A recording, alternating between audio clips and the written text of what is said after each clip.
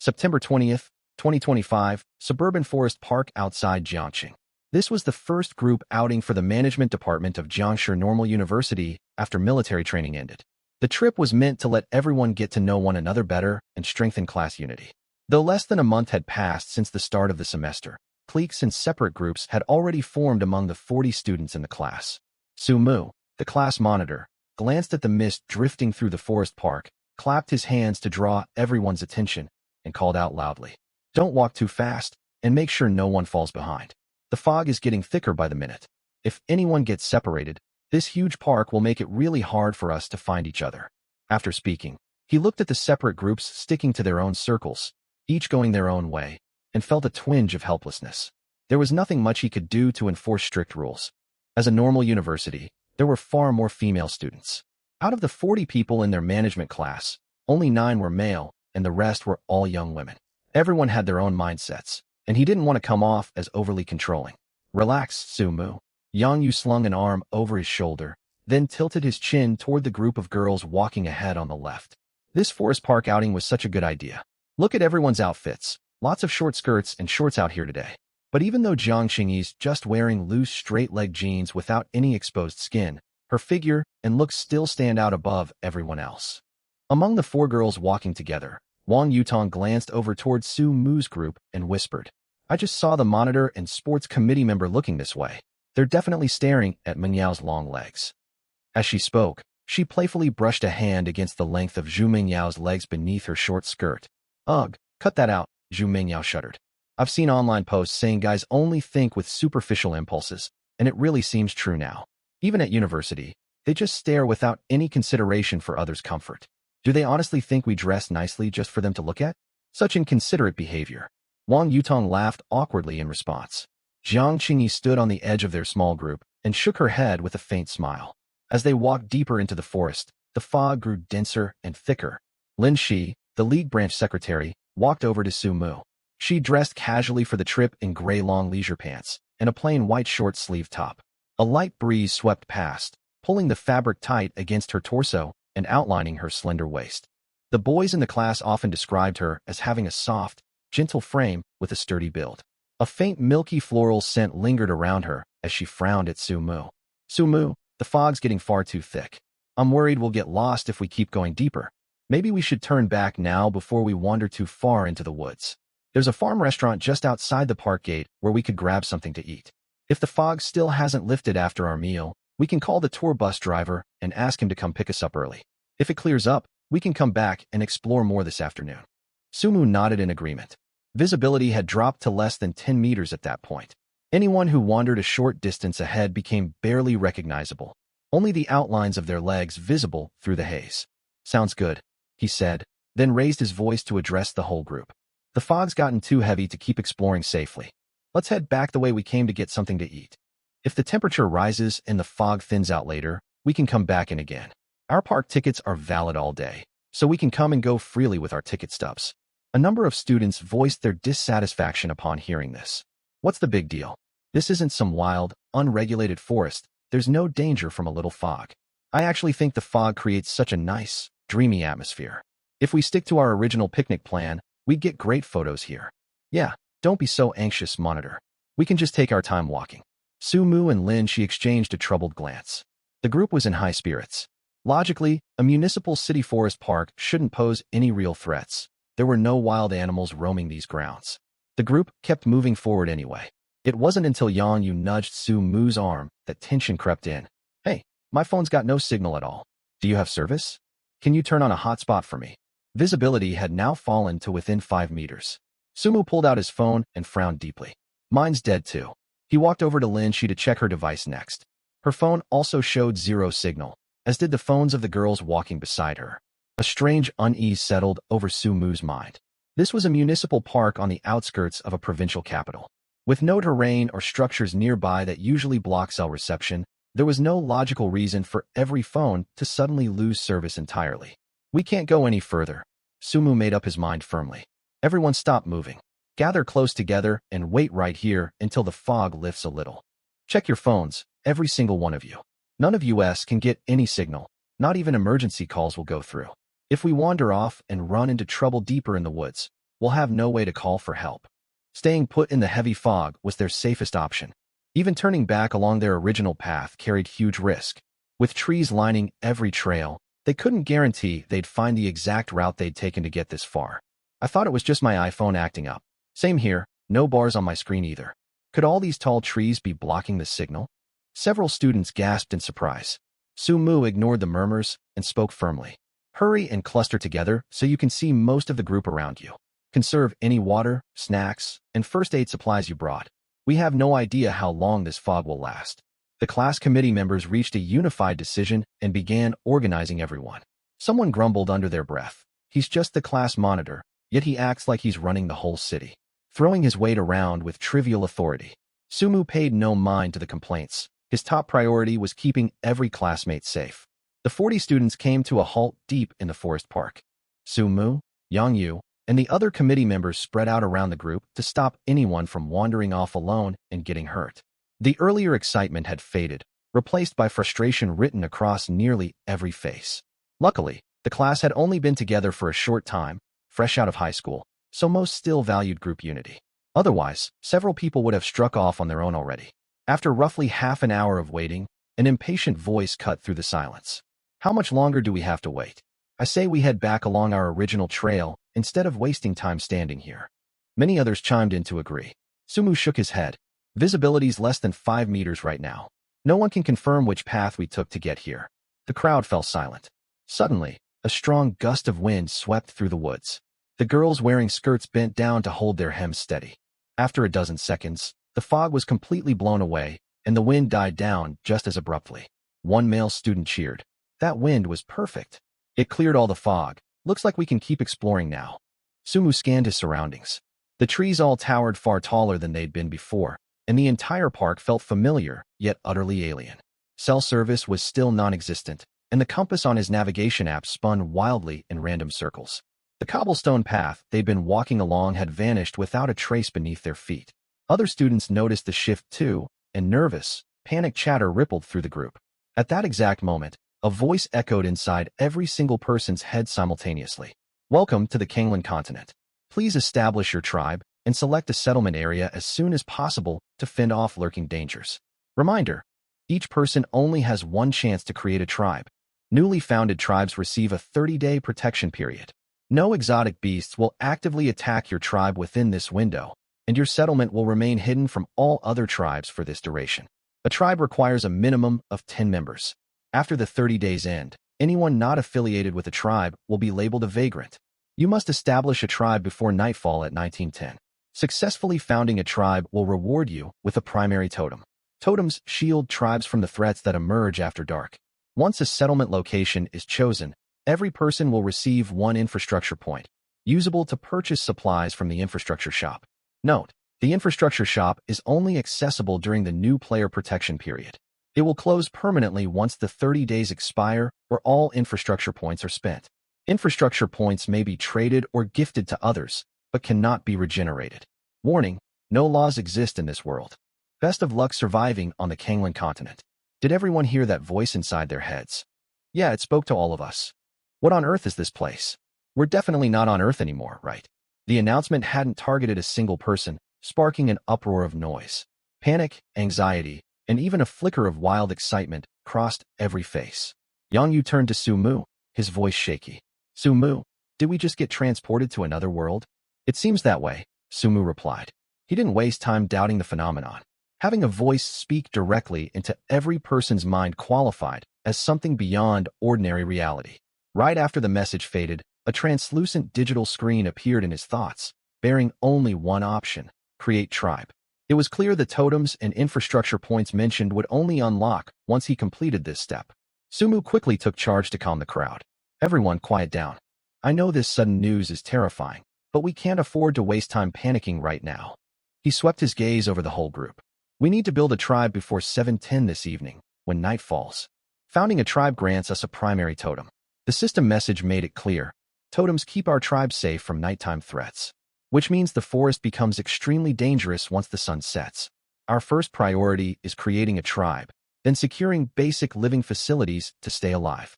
One girl broke down crying. We don't know a single thing about this world. How are we supposed to survive? I said we should just stick to eating out after training instead of coming to this park, but everyone insisted on this trip. Lin Shi and the other committee members looked overcome with guilt. If they hadn't organized the forest park outing, none of this absurd disaster would have happened. Sumu glanced at the upset girl and spoke calmly. What's done is done, so there's no point placing blame. Besides, this forest park picnic was voted on anonymously in our class group, and it won by a wide margin. Now isn't the time to argue over who's at fault. I'm going to create a tribe first. Once it's set up, everyone will get an option to join. Let's all sign on together to claim the protective totem, then pick a safe spot for our tribe to settle. Lin Shi hurried to back him up. He's right. We have to guarantee our survival first before we can hope for rescue or a way back to Jiangqing. The class committee will do everything we can to organize everyone and keep us alive here. Don't be scared. There's 40 of us in this class. If we pool all our ideas and resources, we'll find a way to make it through. Exactly, Sumu nodded, then laid out 2 tasks for the group to follow. First, until we figure out what's safe to consume in this world, none of us can drink the local water or eat any wild plants or fruit growing here. I need everyone to hand over all the water, food, bandages, medical ointments, and insect repellent they brought to the committee so we can manage all supplies collectively. Second, why should we give up our stuff? Zhu Mingyao, dressed in a pleated school skirt, cut him off sharply. Food and water are going to be extremely scarce here. How do we know the committee members won't hoard all the supplies for themselves once we hand everything over? Plus, the system warned there are no laws in this world. I refuse to accept Su Mu as our tribe leader just like that. Yeah, you hold minor class positions, but Su Mu, have you stopped to consider the safety of all the girls here? Su Mu blinked in surprise. He knew Zhu Mingyao frequently shared strong online opinions about gender equality, but he couldn't see how that tied into their current survival crisis. Zhu Mingyao turned to the other young women in the class. We're all classmates for now, but once we adjust to a world without rules, what's stopping the committee from withholding supplies from us? What if we face harassment or harm at the hands of the boys here? There's no police to turn to if something terrible happens. We'd have no recourse at all. Trust me, women can only be secure when we hold our own resources and stand independent, so we control our own lives and dignity. Mingyao. Lin Shi frowned gently and tried to smooth things over. We're all just fellow students. None of us would ever do something like that to each other. How can you promise that? Zhu Mingyao pointed toward Yang Yu. Earlier today, I caught Yang Yu, the monitor, and other boys staring at my legs. Wang Yutong noticed it too, didn't you? She turned to Wang Yutong for confirmation, and Wang Yutong's face flushed bright red. She deeply regretted making that casual comment earlier. Whispering about it privately was nothing like having it dragged out into the open for everyone to hear. She stammered awkwardly. They might have just been looking at the scenery in our direction. Zhu Mingyao kept speaking, turning to rally the other girls. 3 out of our 5 committee members are boys, Su Mu, Yang Yu, and Wang Junjie. Who can guarantee they won't take advantage once we surrender all our supplies? That's why I'm inviting all the girls to form an all-female tribe with me. No boys means none of these uncomfortable stares, no risk of harm, and no unfair power imbalances. Women understand each other's struggles best, and will take care of one another far better than a mixed tribe run by boys ever could. Are you kidding me? Hot-tempered Yang, you couldn't hold back his frustration. We never stared at you. I've seen you gushing over male fitness creators online nonstop, and you can't even set up a simple power strip without help. How do you plan to run a whole tribe on your own? Sumu reached out to pull Yang Yu back before he could say more, shaking his head to calm him down. See what I mean? Zhu Mingyao gestured wildly at Yang Yu. This is exactly the risk we face. He's a committee member, and he flies off the handle yelling at me over nothing.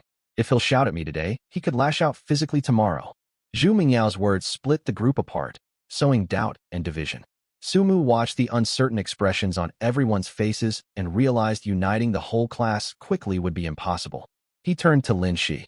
Let's set Zhu Mengyao's group aside for now and gather the committee members to discuss our next steps. Lin Shi hurried to round up the rest of the committee.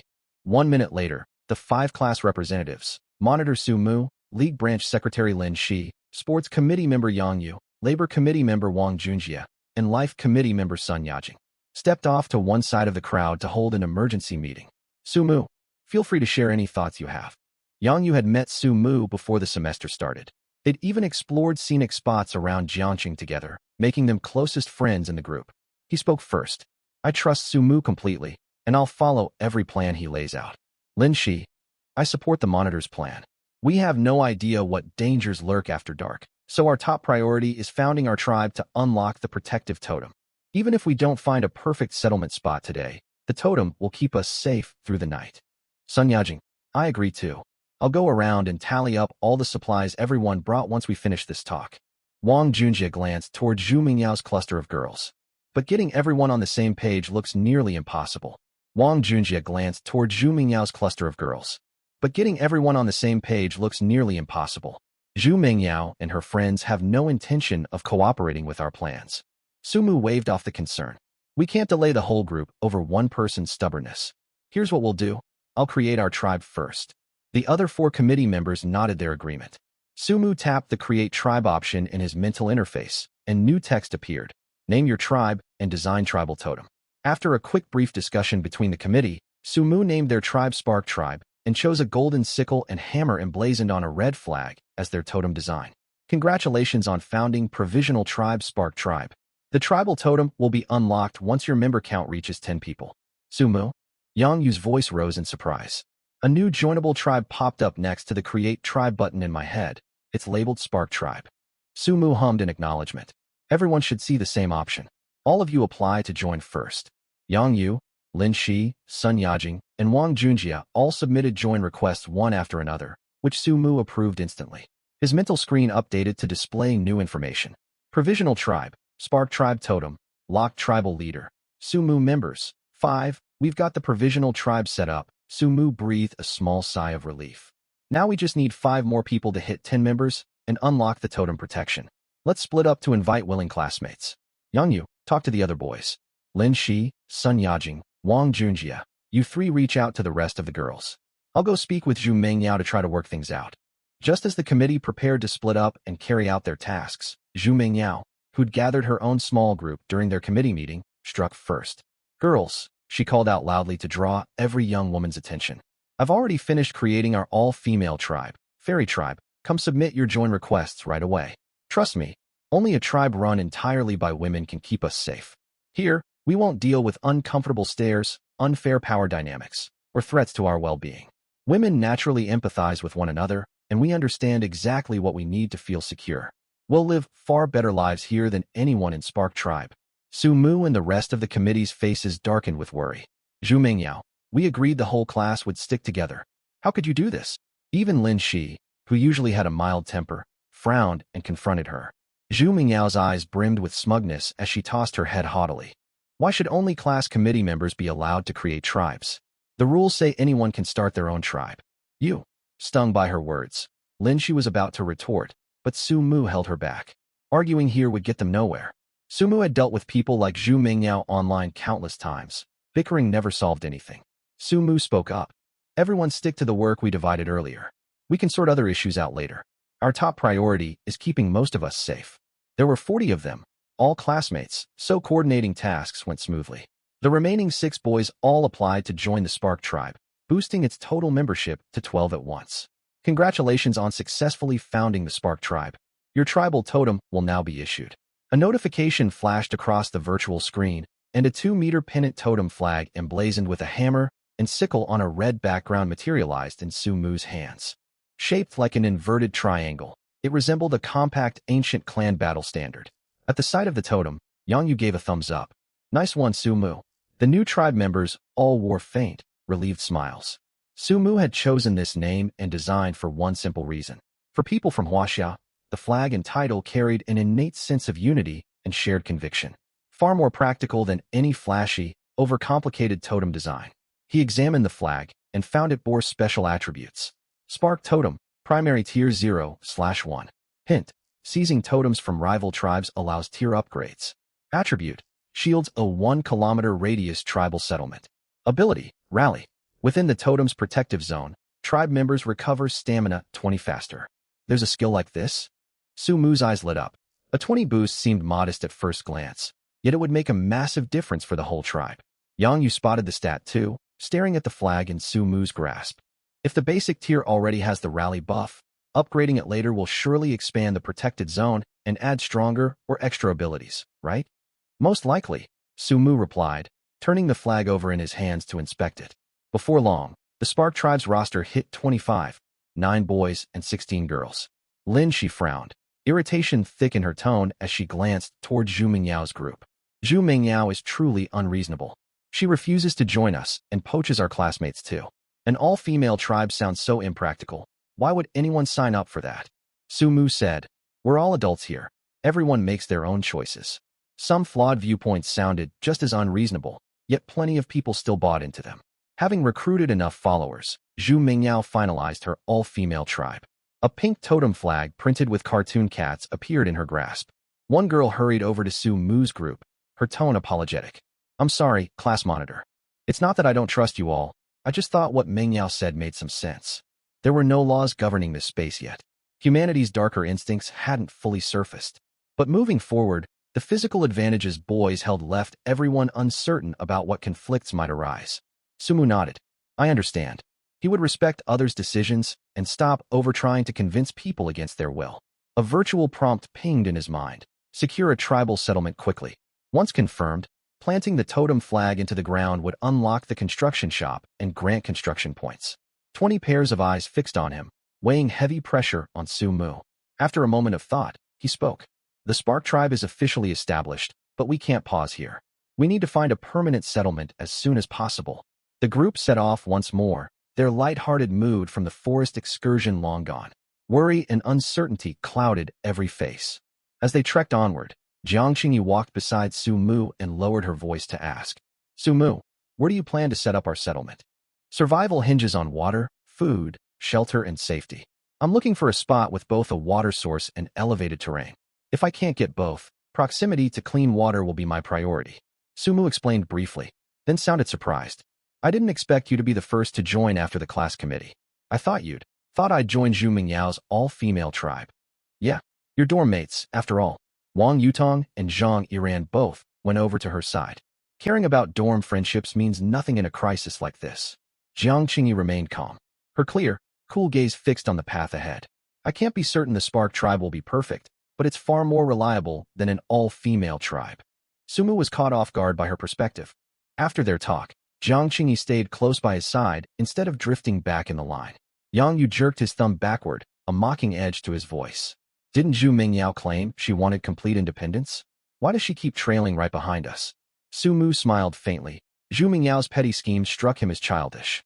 What truly surprised him today was Jiang Qingyi.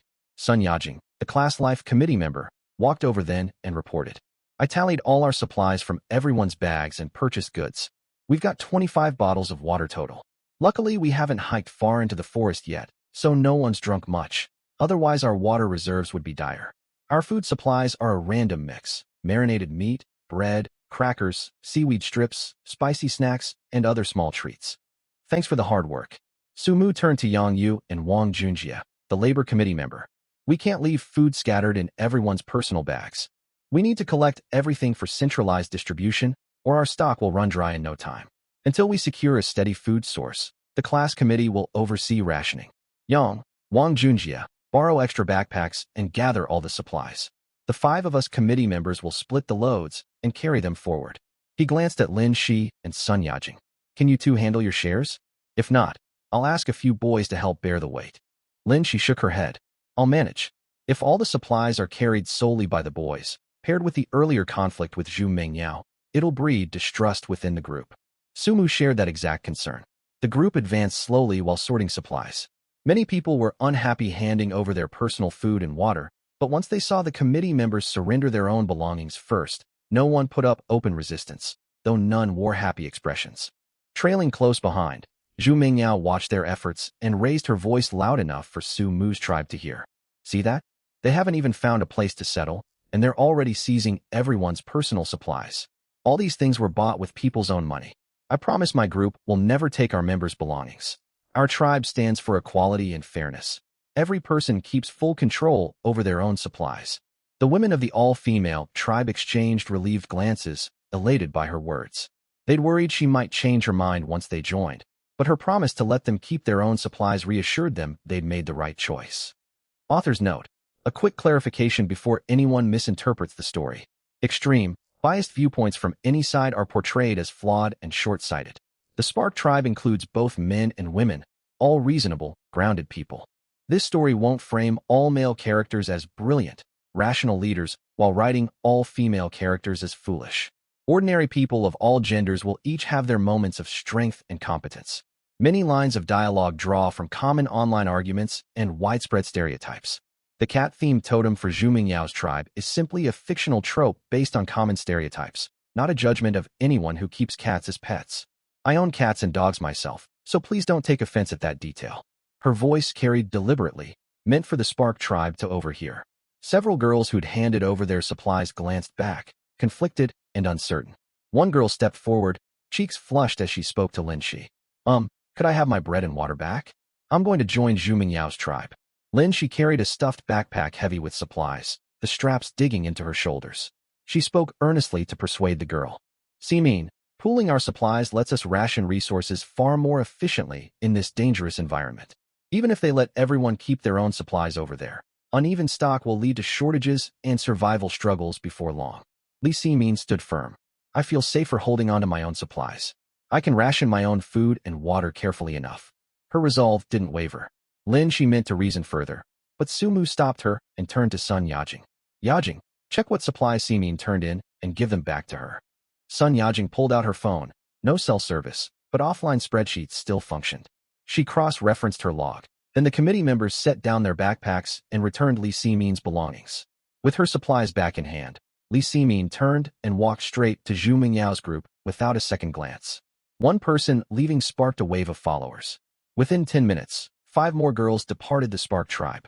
Since Zhu Mingyao's tribe was strictly all-female, no boys chose to leave. Without enough men splitting off, they couldn't form a separate male group. The Spark tribe's count dropped to 20, matching the size of Zhu Mingyao's all-female tribe. Anyone else planning to leave? Su Mu scanned the crowd. Seeing no more raised hands, he spoke solemnly. I'll give everyone 1 more minute. Anyone who wants to switch tribes can come forward now, and we'll return all your supplies. After this minute passes, anyone who leaves will forfeit their stock entirely. He couldn't afford constant departures mid-march. Steady loss of members would shatter the tribe's unity and morale. At his words, another girl stepped out of the line. The Spark tribe now held 19 people total, 9 boys and 10 girls. The minute elapsed. Sumu announced, from this point on, anyone who wishes to leave may go without speaking to me first, but you will not receive any of your former supplies back. Everyone remaining, let's continue moving forward. With 9 boys alongside steady members like Jiang Qingyi, Lin Shi, and Sun Yajing, Sumu had no fear of chaos from insufficient numbers. Zhu Mingyao's faction swelled rapidly, and she preened with pride. Popularity proves which group is better. You only need to watch who joins and who abandons a tribe to judge its worth. Sumu and his group ignored her grandstanding. Thankfully, aside from Zhu Mingyao's constant petty provocation, they encountered no threats along the trail. Sumu suspected they were still in the new player's safe phase. An hour later, everyone was drenched in sweat. Yang Yu, scouting at the front, sprinted back and pointed ahead, shouting, "There's a river up ahead." Cheers broke out among the exhausted group. They'd finally reached a water source after hours of walking. Sumu addressed everyone. "Push a little farther, and we can rest. Once we lock in our settlement, the construction shop will unlock, and we'll see what building options we have available." Zhu Mingyao, trailing at the rear, caught wind of this and a glint appeared in her eyes. She whispered a quick instruction to one of her tribe members, then grabbed her cat totem flag and slipped away from the crowd. A girl called Su Mu's name from behind. He turned to find Wang Yutong, Zhu Mingyao's closest friend. She stared at her shoes, too nervous to meet his gaze, her voice barely audible. "Class monitor, could I talk to you for a second?" "What is it?" "It's nothing major," Wang Yutong mumbled, head still bowed. "I just wanted to ask where you're planning to build your settlement, and what your next steps are. We're different tribes now, but we're all from management class 25 after all." Yang Yu let out an exasperated laugh beside Su Mu. "Suddenly we're classmates again? Where was that energy when you followed Meng Yao calling us unreasonable guys earlier?" Criticized so openly, Wang Yutong's eyes welled up with tears. "I'm sorry, I didn't know what to think back then. Let's set apologies aside." Sumu fixed his gaze on her. "What did you really come over to ask?" Glancing off to the side, she spotted Zhu Mingyao was gone, and she shook her head hastily. "It's nothing. Never mind. I need to get back to my group." She hurried off, leaving Su Mu and the committee members thoroughly confused. 5 minutes later, the group reached the riverbank and spotted Zhu Mingyao's pink cat totem planted firmly in the prime flat land beside the water. The full picture clicked for them instantly. Wang Yutong had distracted them to buy Zhu Mingyao time to claim the riverside plot first. Rage flared in Yang Yu. Zhu Mingyao, you've got some nerve. What's wrong with me? Zhu Mingyao stood guard beside her totem, chin tilted up. I found this settlement spot first. My totem already gives stamina recovery buffs to every member of my tribe. Don't try picking a fight with us. We won't back down. Like I'm scared of you. Yang Yu stepped forward ready to confront her, but Su Mu hauled him back. He glanced at the glistening river and smiled faintly. It's fine. We'll keep looking for another site. Now that they'd located the river, following its banks would make finding alternate land far easier. As they trekked onward, Yang Yu asked Su Mu, "You're really just letting this slide?" Yang Yu knew Su Mu carried quiet resolve beneath his calm exterior. Jiang Qingyi smiled and cut in. That flat stretch, she took, sits on the river's lower reach. Building a settlement downstream carries major risks. Floodwaters could swallow the land if rainfall swells the river, and loose upstream soil could trigger mudslides that flow straight down onto her camp. Is that really the case? Lin Shi and Sun Yajing both turned to Su Mu for confirmation. Su Mu smiled at Jiang Qingyi before elaborating. That's only part of the issue. Have you all noticed the system prompts mentioning strange beasts? Most people picture land predators like tigers or lions, ignoring aquatic and amphibious creatures that live in the river. Her settlement sits right on the water's edge. The totem wards off unprovoked beast attacks at night, but if you build your home on a creature's natural habitat, all bets are off. If river-dwelling amphibious beasts raid her camp after construction starts, relocating means abandoning all the buildings they put up and risking lives in the process. Lin Shi's expression cleared with understanding. Su Mu finished his reasoning. On top of all that, letting her take this spot lets her feel like she outsmarted us. And we'll finally shake off this persistent tag-along who keeps harassing our group. Yang Yu shot him a thumbs up. I knew you wouldn't take that loss lying down. We'll set up upstream, and her whole tribe will be stuck dealing with whatever runoff flows their way. Ugh, that's gross. Lin Shi wrinkled her nose playfully, the weight of frustration from Zhu Mingyao's antics lifting slightly. Their persistence paid off after another hour of hiking. Midway along the river, they discovered a wide, level clearing roughly 500 meters from the water's edge, shaded by surrounding trees. It was an ideal settlement site. Su Mu sent Yang Yu and Wang Junjie to scout farther upstream. They returned after a dozen minutes, breathless from the climb. Yang Yu gasped out his report. The land above us is solid bedrock with barely any loose soil, and the slopes gentle. Mudslides are almost impossible here. Wang Junjie added. I walked along the river's outer banks for a stretch, and there's no flatter, more developable land anywhere nearby. Su Mu nodded. We'll make this our temporary tribal settlement. The group paced out measurements, with Jiang Qingyi calculating distances, and quickly marked a central hub point. From this center, the closest edge of their territory sat roughly 200 meters from the river, creating ample buffer space if aquatic strange beasts emerged from the water. Su Mu drove the spark totem flag deep into the ground, and a notification echoed in his mind. Confirm this location as your permanent tribal settlement? Confirm. Construction shop unlocked. Construction points awarded. Occupation roulette activated. Job roulette. Su Mu did not expect such an unexpected feature to appear. There had been no mention of it in any prior prompts. He turned to Yang Yu. Did you receive your infrastructure points? Did anything else pop up for you? A job roulette. Lin Shi tilted her head. This wasn't mentioned before either. Everyone got one, so let's give it a spin. Su Mu opened the job roulette. It was covered in a dizzying array of occupations, yet the largest section by far was marked commoner. It was clear most people in this world would remain ordinary folk. The listed jobs were straightforward to understand. Warrior, physician, elementalist, farmer, craftsman, and many more. A prompt beneath the roulette read, each person has exactly one chance to spin the wheel. Su Mu tapped to spin. The pointer whirled rapidly across the surface before slowing to rest on a tiny, barely visible segment. Congratulations, you have obtained the Lord occupation. Friendly reminder, the Lord occupation is extremely rare. Exercise caution when disclosing your job. Su Mu froze. After carefully reading its description, he found the Lord class came with no innate skills of its own, instead granting 3 occupation points. These 3 points could unlock basic tier skills from 3 separate occupations. The setup reminded him of the free character class in the game Glory. No powerful ultimate abilities, only basic skills from other classes to unlock with allocated points.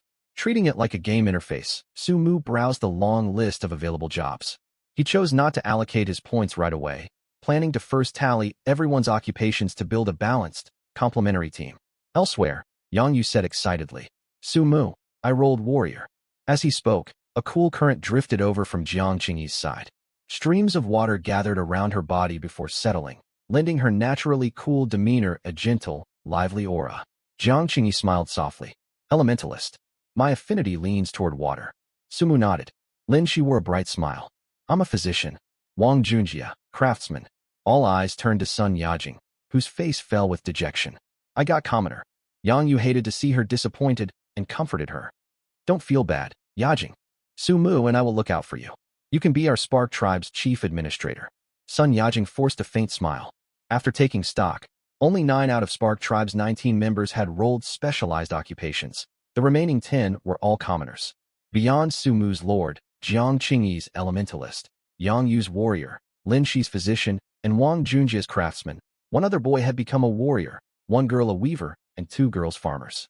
At this point, Yang Yu asked curiously, Sumu, what job did you get? Sumu paused for 2 seconds. Glancing over the list of selectable occupations, he spent his first occupation point before answering. Engineer. This job was perfect for infrastructure development, comparable to a civil engineering specialist. He assigned his other 2 points to warrior and physician. Beyond supporting construction work with his engineer skills, he wanted to guarantee his own safety. Warrior for combat capability and physician for self-healing made a practical, well-rounded combination. There was another key reason for his choice. He could only openly display the functions of one specialized job. If he wielded abilities from multiple classes, his true lord identity might be exposed sooner or later. This setup struck the perfect balance. Sumu turned to the group of members marked as commoners, his tone earnest and solemn.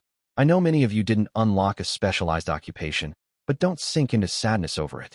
Those with designated jobs carry heavier responsibilities within the tribe. As long as we stand united, we will find a way back to Jiangcheng alive. Will we really make it back? One girl without a specialized job choked out.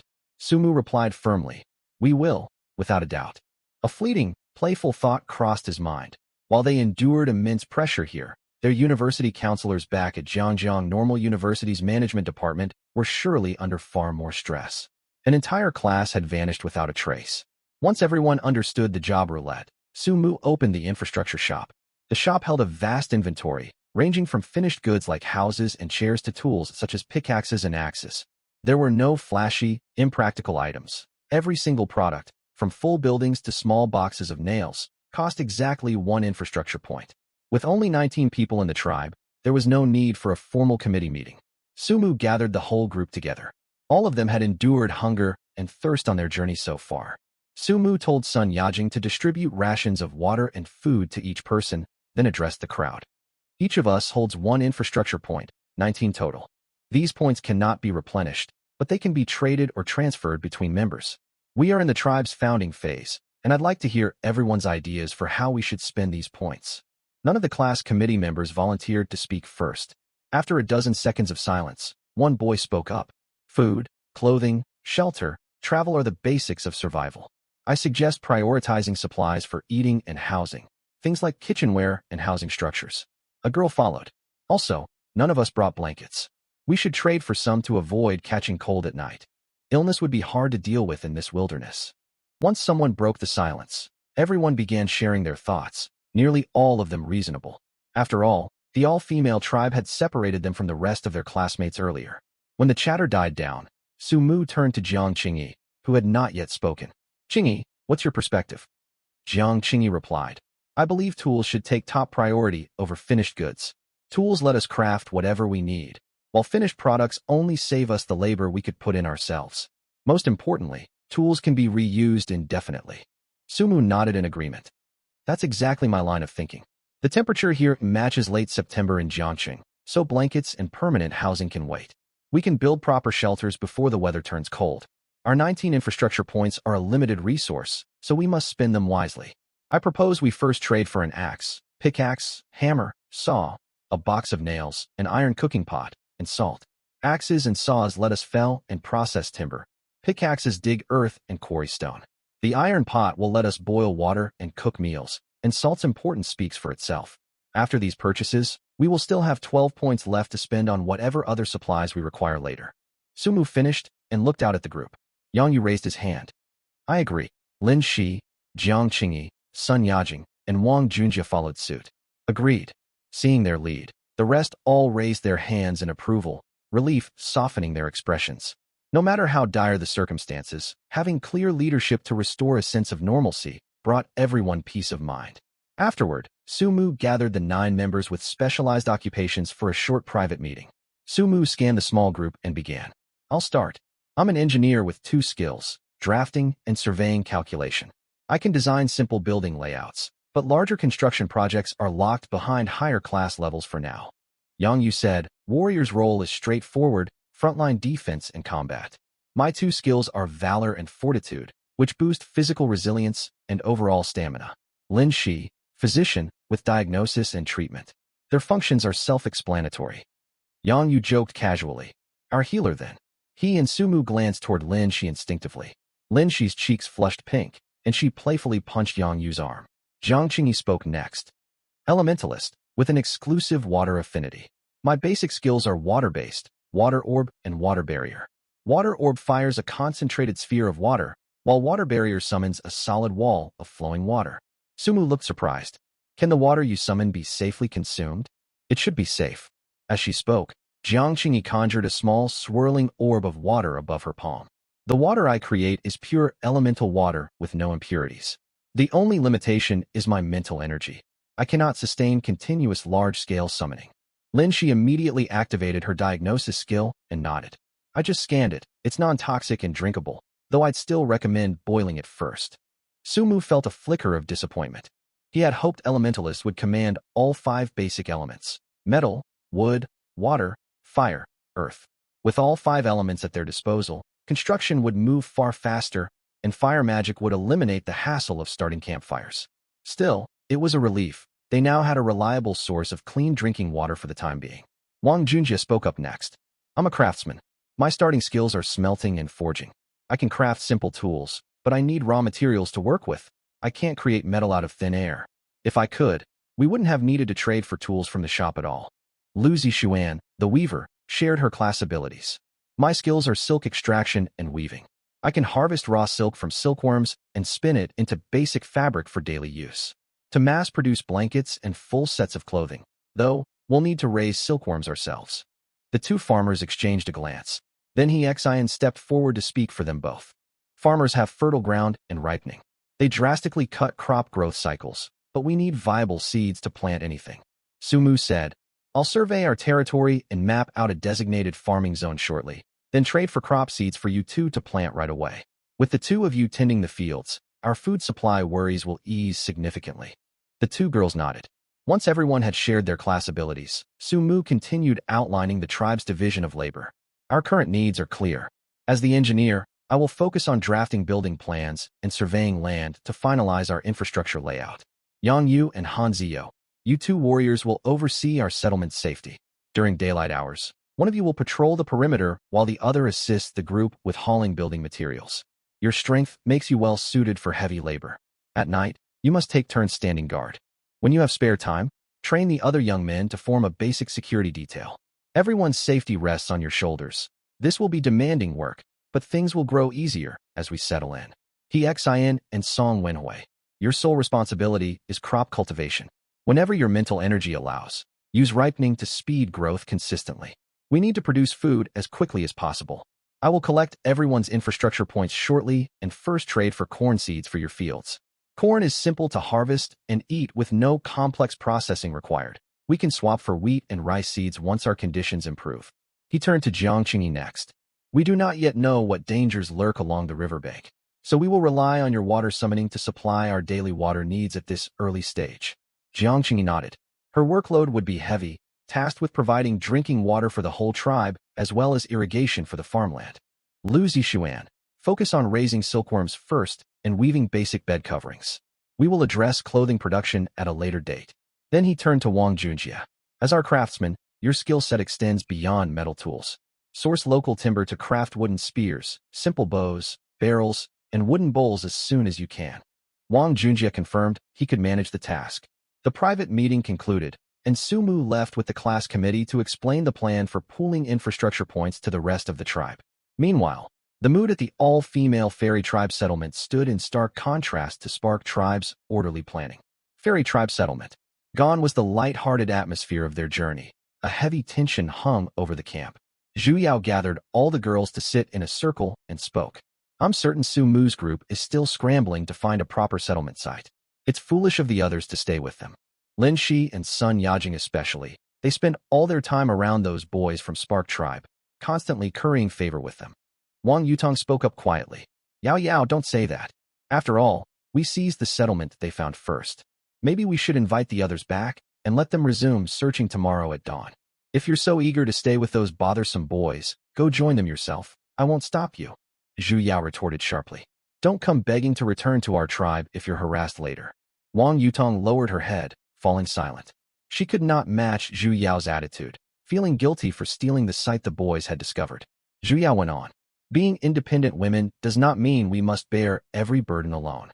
They found the land, but it is only proper they yield it to us. Put such trivial thoughts out of your minds. Now let's discuss our infrastructure points. To survive, we need food and shelter. My suggestion, some of us trade points for food supplies, others for housing. For water, we live right beside the river. We can fill our bottles and boil it for drinking. That means we'll also need to trade for an iron pot and a flint lighter. Who is willing to spend their points on food, the cooking pot, and lighter? No girl raised her hand after she finished speaking, leaving the group staring at one another awkwardly. All these supplies were consumables. If they spent their points on food that would run out quickly, the girls who had traded for houses might refuse to share shelter with them afterward. No one wanted to risk being left with nowhere to sleep. Beyond that, one girl kept a private thought to herself. I am the chosen heroine of this world. I had my single spin on the job roulette and rolled farmer.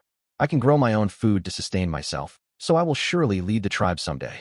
There is no need to follow Zhu Yao's orders. I'll trade for my own house and farm a plot of land.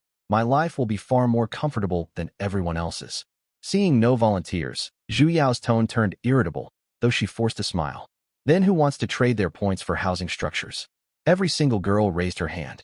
Zhu Yao's vision swam in exasperation. She had wanted a house too, but she could not believe everyone prioritized shelter over food. Still, she comforted herself with the knowledge she was the story's chosen heroine, granted one exclusive roulette spin that had rewarded her elementalist class with an earth affinity. Her combat and survival capabilities far outmatched the rest. She was destined to rule vast tribes with thousands of followers someday, so she resolved not to bother with these ordinary girls' short-sightedness. Zhu Yao announced, you may trade your points freely. I've said it before, we are all sisters here. I will never force anyone to do anything the way Su Mu's group does. If we stay united, we can live comfortably and happily. The girls smiled at her words, and the brief assembly dispersed. But conflict erupted within the tribe only moments later. The tribal totem stood planted at the settlement's absolute center. Everyone believed the land closest to it was the safest, so all fought to place their traded wooden houses beside the totem, sparking a bitter quarrel. Zhu Yao stood at the doorway of her own wooden house, watching several girls pull at each other's hair and scratch one another, a pounding headache settling over her. She made no move to intervene. As the tribe's leader, her home sat nearest the totem already. What did the others' squabbles matter to her? In the end, the all-female group resorted to physical scuffles to decide the order of housing placement. The winning girls shut themselves inside their wooden houses and refused to come out.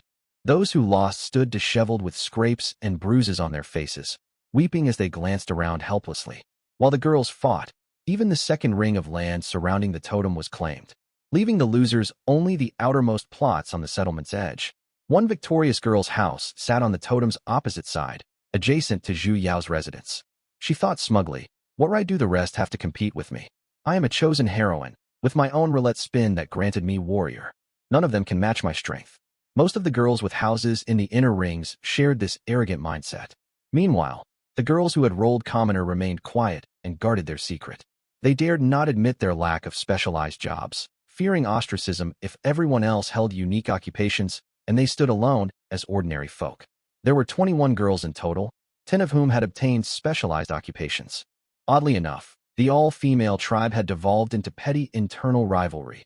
No one mentioned the job roulette, and every girl concealed her class from the others by unspoken agreement. The zone marked as their territory spanned 1 kilometer in every direction, partially covering the riverbank, more than enough open space for everyone.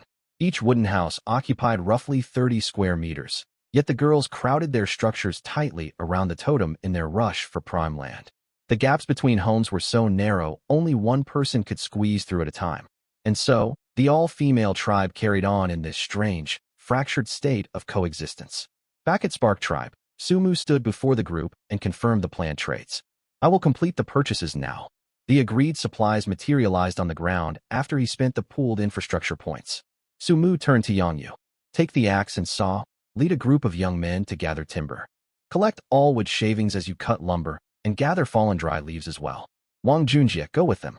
Inspect the timber to identify what's suitable for crafting handmade tools. We need to produce our own equipment as soon as possible. Yang Yu and Wang Junjie departed with several young men to complete the task. Others were assigned tasks by Su Mu to clear the plot of land where houses would be built. As the Lord, he possessed only one ability that barely qualified as a Lord skill: inspection. When activated, a topographical map of the tribe's territory would appear in his mind.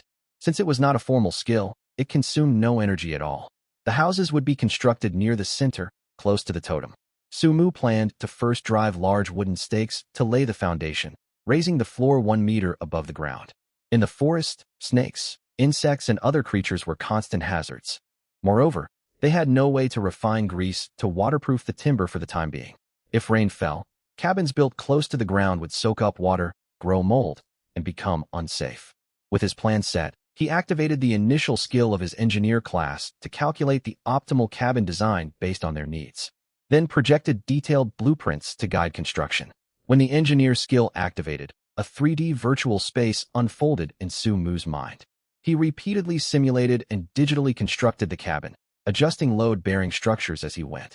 Time and again, the virtual cabin collapsed, only to be refined and rebuilt. Then he thought of ancient mortise and tenon joinery. A thought struck him, and he reconstructed the cabin using this method. He kept increasing the simulated number of occupants. Even with 19 people inside, the structure remained completely stable. He kept adding more figures, and only when the count reached 41 did the cabin start to shake. He halted his simulation there. This load-bearing capacity was more than sufficient. Even with 19 residents plus cabinets, tables, and other furniture planned for the future, the frame would hold without issue. Confirm blueprint rendering. The next instant, meticulously detailed construction drawings materialized in Su Mu's hands. He stared at the papers in shock. If this engineer class existed back on Earth, every civil engineering graduate would be out of a job. It could run full structural simulations and output precise engineering schematics. Now they only needed to follow the plan step by step. Finishing the cabin was merely a matter of time. The afternoon sun slanted in from the southwest, casting sweltering heat over the entire camp. Holding the blueprints, Su Mu glanced around him. Everyone worked steadily at their assigned tasks, and he let out a quiet breath of relief. In this harsh new world, slacking workers or disobedient members spelled trouble. They would stir up unrest, yet kicking people out of the group outright was never an easy choice. Just then, Yang Yu and the others returned with new building materials, covered in dirt and soaked in sweat. Seeing Su Mu stand up, Yang Yu waved him over. Wang Junjie jogged up, spotted the papers in Su Mu's grasp, and grinned. Finished running your simulations? He poured wood shavings and dry fallen leaves onto an empty patch of ground. He picked several pliable damp branches and activated his craftsman forging skill to quickly assemble a simple support frame. He set an iron pot on top to test the fit, and it rested perfectly. Monitor, should we spend an infrastructure point to exchange for a lighter? Wang Junjie asked. A couple of guys in their class smoked, but back at the forest park where they'd been transported from, all lighters had been collected and locked away at the entrance, retrievable only if they returned to Earth. Not yet, Su Mu said with a smile. Let's try making fire ourselves first. If we absolutely can't manage it, we'll exchange for one. Every infrastructure point is far too valuable to waste carelessly. After trading for all their earlier supplies, they only had 13 infrastructure points left. He also needed to reserve at least 1 point to exchange for salt once they secured a steady food source later on. You want to try hand drill fire starting? Wang Junjie blinked. That method had barely been used even in ancient times, hadn't it? Something similar, but far less tiring and more efficient than the traditional hand drill, Su Mu explained. The classic hand drill method drained massive amounts of stamina, requiring precise technique and relentless speed to create embers. Wang Junjie looked on in confusion. Then he watched Su Mu grab a dry log and split it with an axe, carving a V-shaped notch into the flat cross-section. Next he found another branch and sharpened one into a point. He gathered dry grass and fine wood shavings, tore apart layered paper tissues, and ripped thin single-ply scraps into narrow strips set aside as tinder for starting flames. When Sumu unthreaded the laces from his shoes, Wang Junjie realized what he planned. Everyone had seen wilderness survival videos online. Aside from lighters, mixtures of potassium permanganate and sugar, or battery sparks. Creators' most common fire-starting tool was the bow drill. Sumu wrapped the shoelace 2 or 3 times around the sharpened spindle. He threaded its 2 ends through a flexible damp branch and strung it tight to fashion a crude bow. He seated the spindle into the pre-carved V-notch of the dry log base. He drew the bow back and forth, and the spindle spun rapidly beneath the wrapped shoelace. The commotion drew several onlookers. 3 young women gathered around to watch closely. As minutes ticked by, a sharp burnt scent rose from where spindle met log, followed by thin wispy smoke. A tiny glowing ember soon appeared. Sumu quickly tucked the shredded paper strips against the ember. He blew gently and carefully, and a tiny flame bloomed, rapidly spreading across the thin paper. He grabbed 2 or 3 dry leaves and laid them atop the flame to sustain the newborn fire. A minute later, even the slightly damp wood shavings caught light, and the blaze steadied into a reliable fire. Wang Junjie fetched the dry twigs he'd collected, snapped them into short lengths, and handed them to Sumu. "Go fetch Jiang Qingyi for me," Sumu told one of the girls. A young woman hurried toward the cornfield beside the river to get her. Jiang Qingyi arrived and smiled at the sight of the fire. "We don't need a lighter after all. If we keep this ember alive, we'll have fire whenever we need it. We saved ourselves an infrastructure point." "Exactly," Sumu said, equally pleased. Few people got the chance to master primitive fire starting out in the wild. "Qingyi, fill the iron pot with water. Everyone's working hard in this heat. We need plenty of drinking water ready." Jiang Qingyi nodded without a word. Streams of water swirled together from her fingertips like gliding serpents before pouring straight into the iron pot. Flames lapped at the pot's base, and they only needed to add firewood slowly to keep it boiling. Once the water boiled, they wouldn't have to ration sips so strictly. Their lives were slowly growing more stable. Watching the rising fire and suspended iron pot, the workers around camp found renewed strength and resolve. This fire lit more than just timber, it lit hope in their hearts. Sumu and Wang Junjie then worked side by side cutting and shaping every timber component listed on the construction blueprints. The sun dipped low toward the west and vanished completely, painting the sky streaked vivid orange in its wake. Dusk had fallen.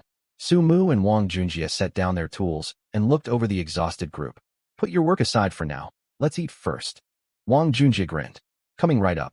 Yang Yu tossed his backpack onto the ground and unzipped it. "We spotted these red berries hauling lumber and picked a whole sack full. Linshi, can you check if they're safe to eat?" Linshi activated her diagnosis skill and smiled. "They're non-toxic." "Great, I'll pass them around then." Yang Yu hefted the bag and handed 1 red berry to each person. "I've never tasted these before, but they're harmless and will fill our stomachs for now. Make do with this meal." "Hey, Lao Su," Yang Yu turned to Sumu. "I'm a warrior with decent self-defense capability. Could you ask Wang Junjie to craft wooden spears and bows?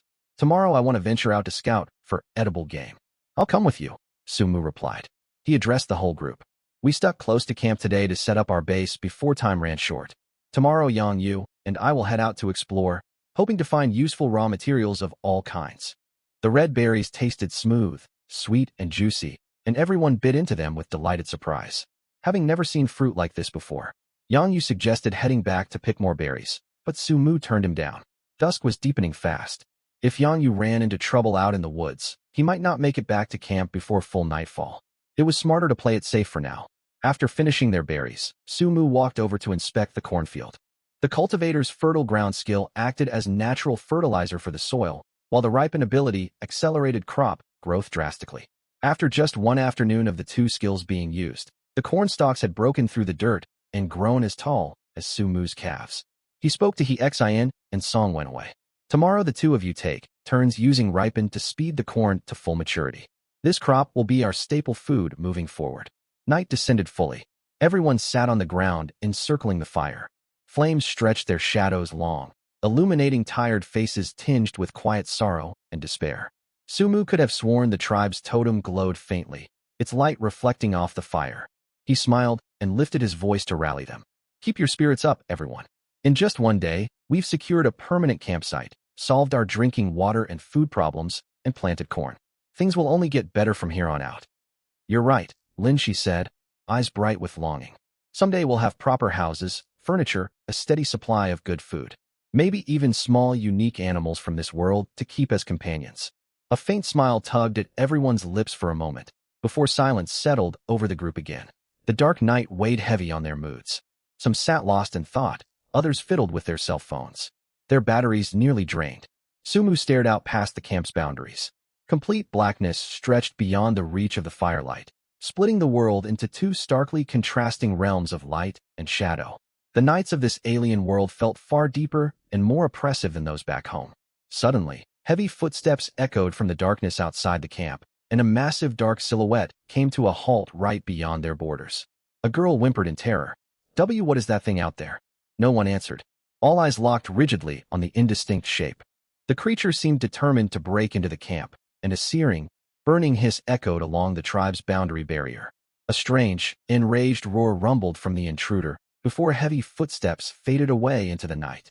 Sumu turned to Yang Yu and Han Ziang, his tone grave. You two must take turns standing watch tonight. The totem's protection is supposed to cover our camp, but I won't take chances with unexpected dangers. Yang Yu nodded solemnly. Leave it to us. We'll wake everyone immediately if anything goes wrong. A heavy silence hung over the fairy tribe. Simple wooden huts circled their totem, printed with cute cartoon animal patterns on soft pink wood. Wang Yutong lay awake in her pitch-black hut, unable to fall asleep no matter how hard she tried. The pre-built huts bought from the infrastructure shop were nothing more than empty wooden shells, bare and unfurnished. Curled on the wooden floor in total darkness, Wang Yutong listened to strange rustling noises drifting through the window. Alone with her thoughts, fear gnawed at her fiercely. She pressed her face to the wooden wall, curling into a tight ball as silent tears streamed down her cheeks. Muffled sobs shaking her shoulders. She cried for a long while before a parched throat reminded her of her thirst. She fumbled for the mineral water bottle beside her and shook it. The sloshing sound told her barely a sip remained inside. After settling into their new tribal land, everyone had exchanged points for huts and eaten inside their separate shelters. Even rationing their food as strictly as possible, their supplies had dwindled down to a tiny reserve after dinner. She'd once loved extra spicy duck snacks back home, but now the fiery meat left her constantly thirsty without filling her stomach at all, draining her limited water supply far too fast. When water had been plentiful, she'd only taken tiny sips each time, yet somehow she'd still used most of her stock. Now only a thin layer of liquid sat at the bottom of the bottle.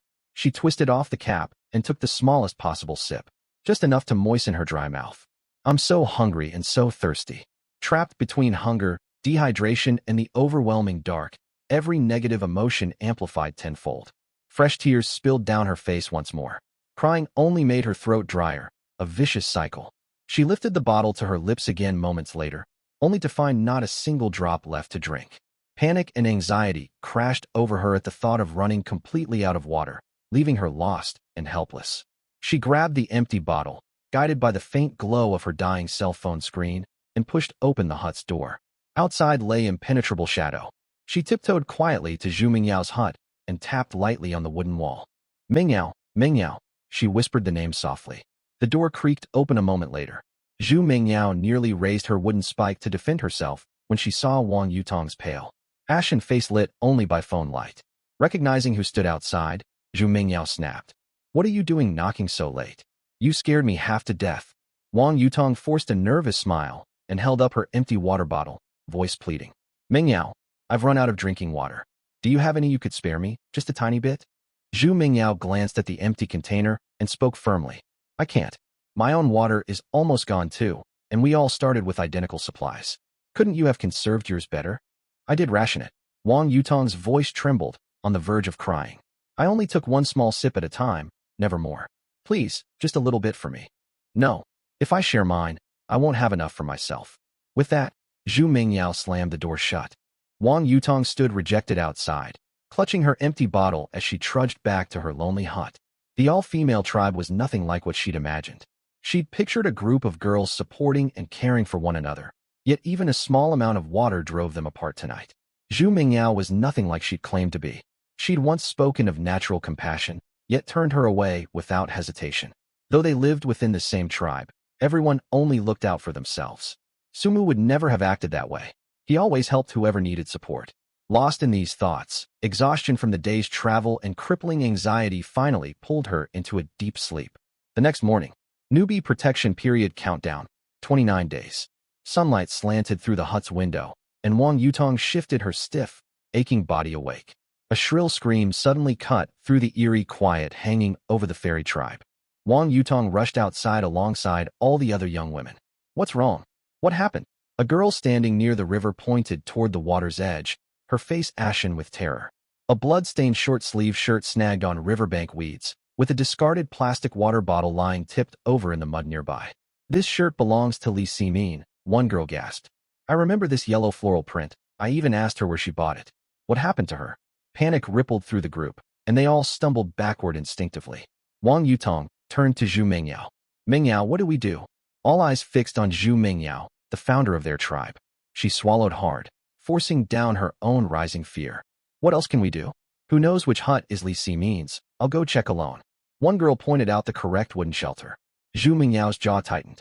All of you stay here and keep watch. If any danger appears, you can run away. No sense risking all of us if I go alone. She walked to Li Simin's hut, pushed open the door, and scanned the empty room in a quick glance. Her clothes lay abandoned by the river. There was no way Li Simin was still inside. Li Simin was almost certainly dead.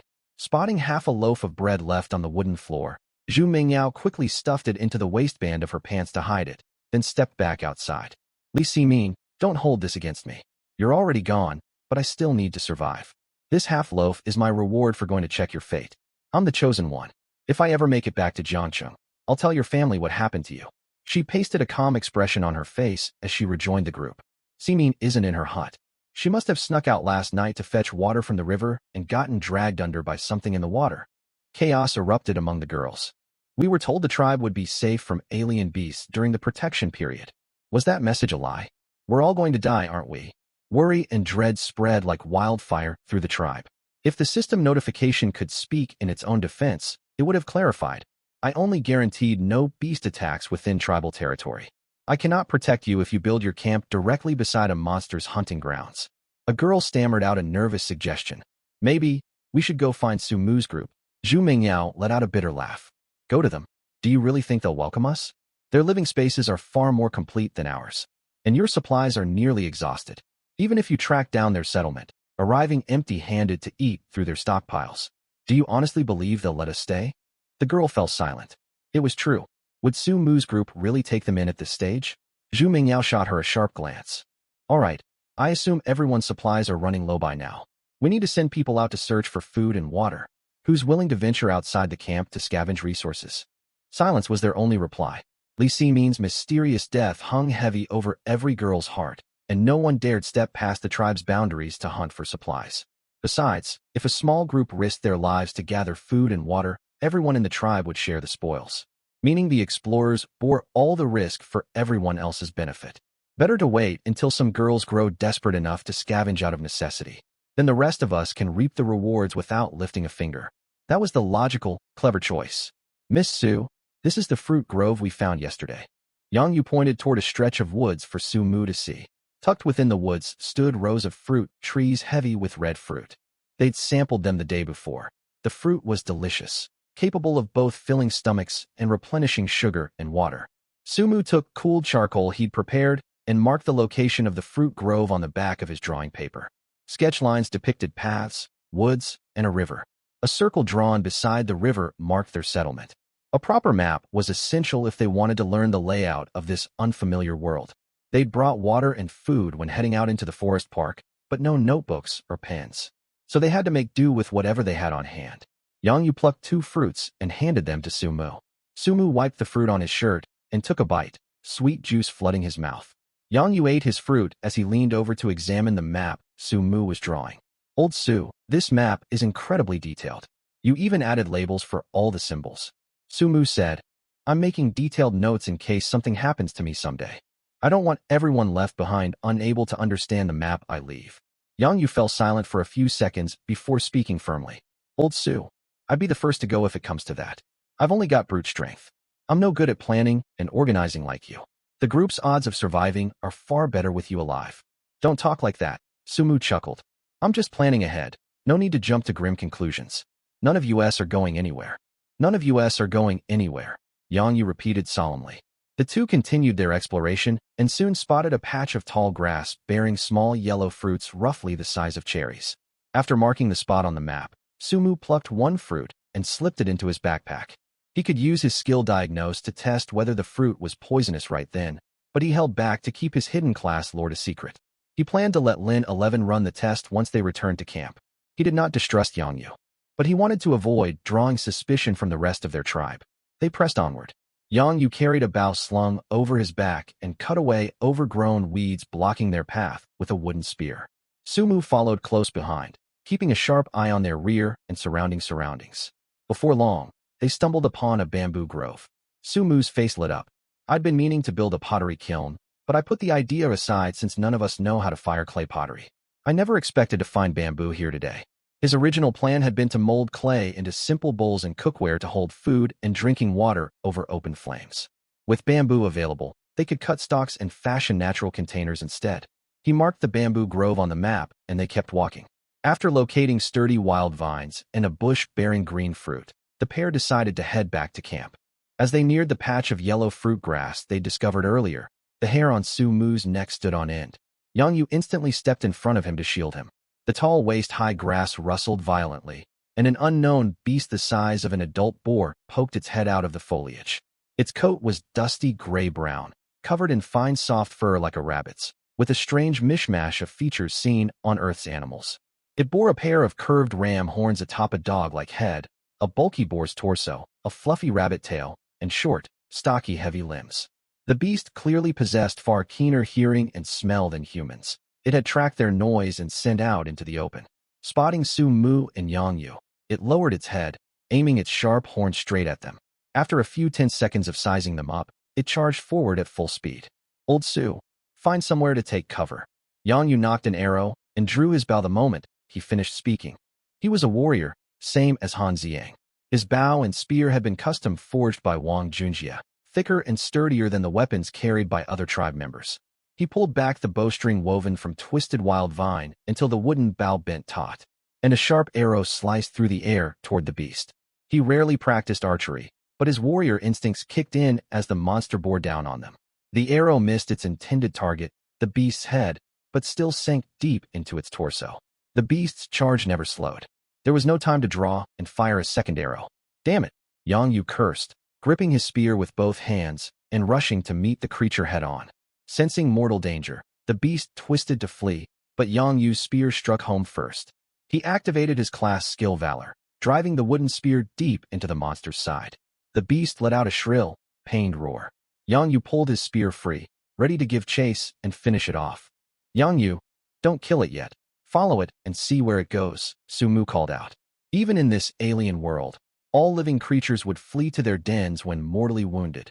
It was an innate survival instinct. Yangyu watched the injured beast limp forward at a much slower pace. When he noticed Sumu keeping up beside him, he looked surprised. Old Su, your stamina's impressive. I didn't think you could match my pace. This creature doesn't seem all that tough to take down. We could have killed it right away and brought its meat back for everyone to feast on. Sumu smiled faintly. He guessed it was a herbivorous creature that fed on the small yellow fruit, not built for attacking predators. They trailed the beast to a thick grass den and observed from outside for a short while. Sumu said, "This must be a solitary creature. Only one showed itself earlier, and the den doesn't sound like it holds more. Let's move in and finish it." The two squeezed through the waist-high grass into the den. The wounded beast, an arrow still stuck in its body, had been licking its injuries. It froze when it saw the intruders, then rose to its feet, hunching low and letting out a menacing growl as a warning. Yangyu thrust his spear straight through its body, ending the creature instantly. "Don't even try to threaten us." After searching the den, Sumu and Yangyu found a pile of the small yellow fruit tucked in a corner, hidden under tangled weeds. Yangyu sounded a little disappointed. "We could have just picked these fruits ourselves if we'd skipped chasing it." "There's something underneath the fruit." Sumu brushed the pile aside and pointed down. "Look at this off-white crystal." The crystal had a smooth, jade-like surface, about the size of a 1 yuan coin with an irregular shape. Yangyu stared at it, murmuring, "Old Su, do you feel a strange pull coming off this crystal?" Sumu looked confused and handed the crystal to him. "Take another look and tell me what you sense." As soon as Yangyu grasped it, warmth surged through his bloodstream. The energy sealed inside the crystal drew him in, and he unconsciously began absorbing its power. "This crystal boosts my strength. I can tell, if I keep absorbing energy from these crystals, I'll advance to Intermediate Warrior. So this is the material needed to level up our classes? Sumu sighed. It's a shame there's only one. We have no idea where this beast found it, or if there's a vein of these crystals nearby. If we can track down their source, our whole tribe's strength will improve drastically. We're already lucky to find this. Yang Yu passed the partially drained crystal back to Sumu. Let's hold on to it and show everyone back at camp. Just learning how class advancement works is a huge win for us. Back at Spark Tribe's settlement, cheers echoed through the camp, every face lit with joy. Sumu and Yang Yu had carried the beast's carcass back after slaying it. The waiting tribesfolk stared in awe when they saw the pair return loaded with supplies, especially the bizarre-looking monster. Initial fear faded fast once they heard Yang Yu had hunted it alone. This strange world held dangerous beasts, but their tribe had someone strong enough to take one down single-handedly. Han Xiang was also a powerful warrior, and Jiang Qingyi served as an elementalist. As long as a massive beast horde didn't descend on them, they had every chance to survive. Lin Shi ran tests to identify the fruits they'd gathered. The green wild fruit was toxic and unfit for eating, just as Sumu suspected. The yellow fruit, however, was completely safe, proof enough that the beast hoarded them as its main food source. Meanwhile, Han Xiang organized the young men to clear an open space. They hacked the beast's carcass apart with axes, sharpened wooden branches to skewer chunks of meat, and set up spits over open fires for roasting. Modern people rarely went long without meat, so everyone was eager for this rare feast. Curious how the alien beast's flesh would taste, Sumu gathered all tribe members with combat or production classes to meet while the meat roasted. Jiang Qingyi examined the off-white crystal before passing it around for everyone to inspect. So we gain power to level up our classes by absorbing energy from these crystals? From what we've seen so far, yes, Sumu replied. We can't confirm it's the only way to advance, but until we find another method, we need to collect as many of these crystals as possible. He unrolled his hand-drawn map and laid it flat in the center of the group. Here's our settlement, beside the river. We haven't found a safe way to cross the water yet, so Yang Yu and I only explored the land east of the river. About 500 or 600 meters from camp is the logging grove we're clearing. Another 500 meters beyond, that is the red fruit grove I marked on the map. 2 kilometers further out lies the tall grass patch with the edible yellow fruit. That's where we found the beast and this crystal today. He paused for a moment. I suspect these beasts don't travel far from their dens. This land holds many different wild creatures, and each species guards its territory fiercely, rarely trespassing on another's range. This afternoon, Yang Yu and I will head out again. We'll search a 1-kilometer radius centered on the beast's den. The rest of you stay here and keep working on camp construction as planned. Lin Shi looked worried. Won't that be too risky? What if Han Xiang goes along to back you up? Han Xiang lifted his head, waiting for Sumu's answer. Sumu shook his head. We can't leave the camp without a capable warrior to defend it. With Han Xiang and Jiang Qingyi staying behind, everyone here can hold off threats long enough to send word to us if trouble arises. Yang Yu and I both have class abilities to rely on. Even though my class isn't built for combat, my physical fitness far surpasses ordinary people. The two of us stand a good chance of escaping danger if we run into trouble out there. All right, Lin Shi nodded in understanding. Now back to the map, Sumu continued, gesturing at the drawing. 1,500 meters north of the yellow fruit patch is the bamboo grove. Sumu and Yang Yu will cut bamboo stalks and bring them back this afternoon. That'll solve our shortage of bowls and containers for everyone to use. A little over a kilometer west of the yellow grass patch grows the toxic green fruit bush. Memorize that spot and never eat those green fruits no matter what. A sudden shout cut through the group from where the men were butchering the beast. One young man walked over holding a blood-stained object in his palm. Everyone look at this. We split open the beast's skull and found it inside its head. Jiang Qingyi summoned a stream of water to wash the blood off the man's hand and the strange item. Sumu took the smooth, perfectly round-off white crystal and held it beside the irregular natural crystal they'd found earlier. Smiling, these two aren't identical, but I can sense energy inside both. Pass this around for everyone to feel. Now we know 2 sources of power crystals, naturally occurring loose stones, and crystals that grow inside the heads of these wild beasts. You're absolutely right. Yang Yu held the skull crystal and felt its energy before passing it to Jiang Qingyi. It doesn't hold as much power as the natural crystal we found, but there's still usable energy within it. Jiang Qingyi nodded in agreement. Sumu grinned. That settles our plan moving forward. We'll prioritize hunting this specific type of beast near the yellow fruit patch so everyone can level up faster. Stronger tribe members mean better self-defense and more efficient resource gathering. We can also dry the beast hides to make thick blankets, which will keep us warm once the weather turns cold later on. This beast was easy to hunt, so they would focus on tracking it. When survival hung in the balance, worrying about overhunting was an unnecessary luxury. The short meeting wrapped up, and Sumu went to check on their small cornfield. The corn stalks that only reached his calves days before now stood level with Sumu, who was 187 centimeters tall. Tender young corn cobs were wrapped in lush green husks, their soft damp silk hanging loosely down. At this growth rate, they'd be able to harvest and cook corn for dinner that night. He Xian and Song Wenhui had poured nearly all their mental energy into tending the cornfield, leaving them exhausted and listless each day. Growing the crops drained their stamina terribly. Progress on their permanent wooden housing was also steady. Wang Junjie followed the detailed blueprints Sumu left behind to build with precise craftsmanship. Thick wooden support beams were set deep into the ground as foundations, locked together with interlocking tenon joints, and reinforced with hand-forged nails to bear heavy weight. The frame now stood waist-high, resembling a raised platform waiting for walls to be added. Once the walls and roof went up, the tribe would finally have proper permanent housing. Every project in camp was moving forward smoothly. By midday, the meat roasting over open spits sizzled loudly. The young men had chopped the beast's flesh into thin strips to speed up cooking, avoiding the long wait needed for a whole roasted carcass. Wild animal meat contained natural salt, so no extra seasoning was needed. As they bit into the tender roast, the lingering fear they'd felt toward alien beasts melted away completely. All 19 tribe members ate their fill until their hunger faded entirely. They planned to boil the leftover bones into nourishing soup after dark.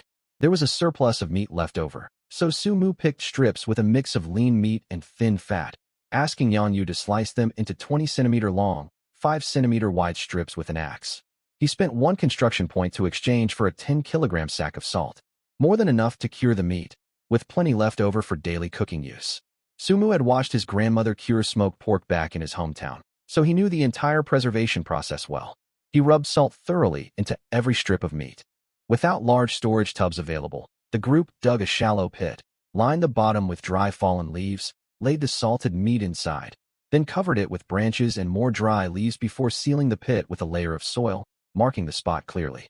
Sumu explained, "We'll uncover the meat to flip it tomorrow midday, then let it cure for another full day. The day after that, we'll build smoking racks and cure the meat over low smoke. Smoked meat lasts much longer and will serve as emergency rations. I'm so hungry."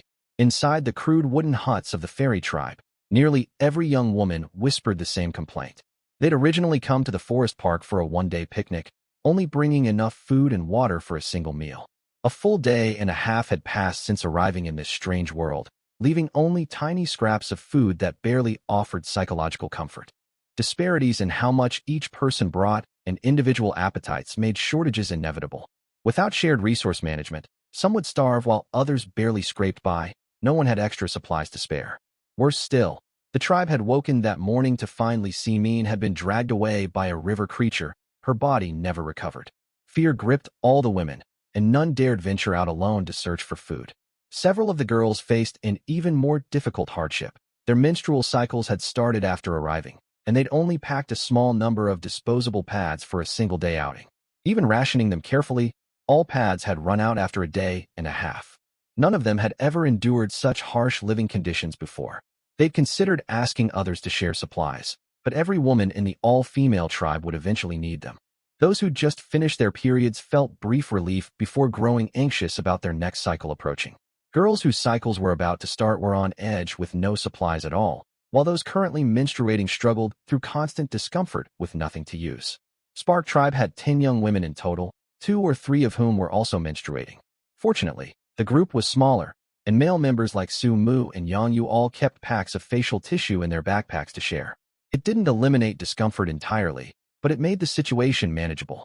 Lin Shi set a kind example by donating her personal supplies to the girls currently in need, and other women followed her lead to pitch in whatever they could spare. A major advantage Spark Tribe held was Lu Zixuan, whose class was weaver.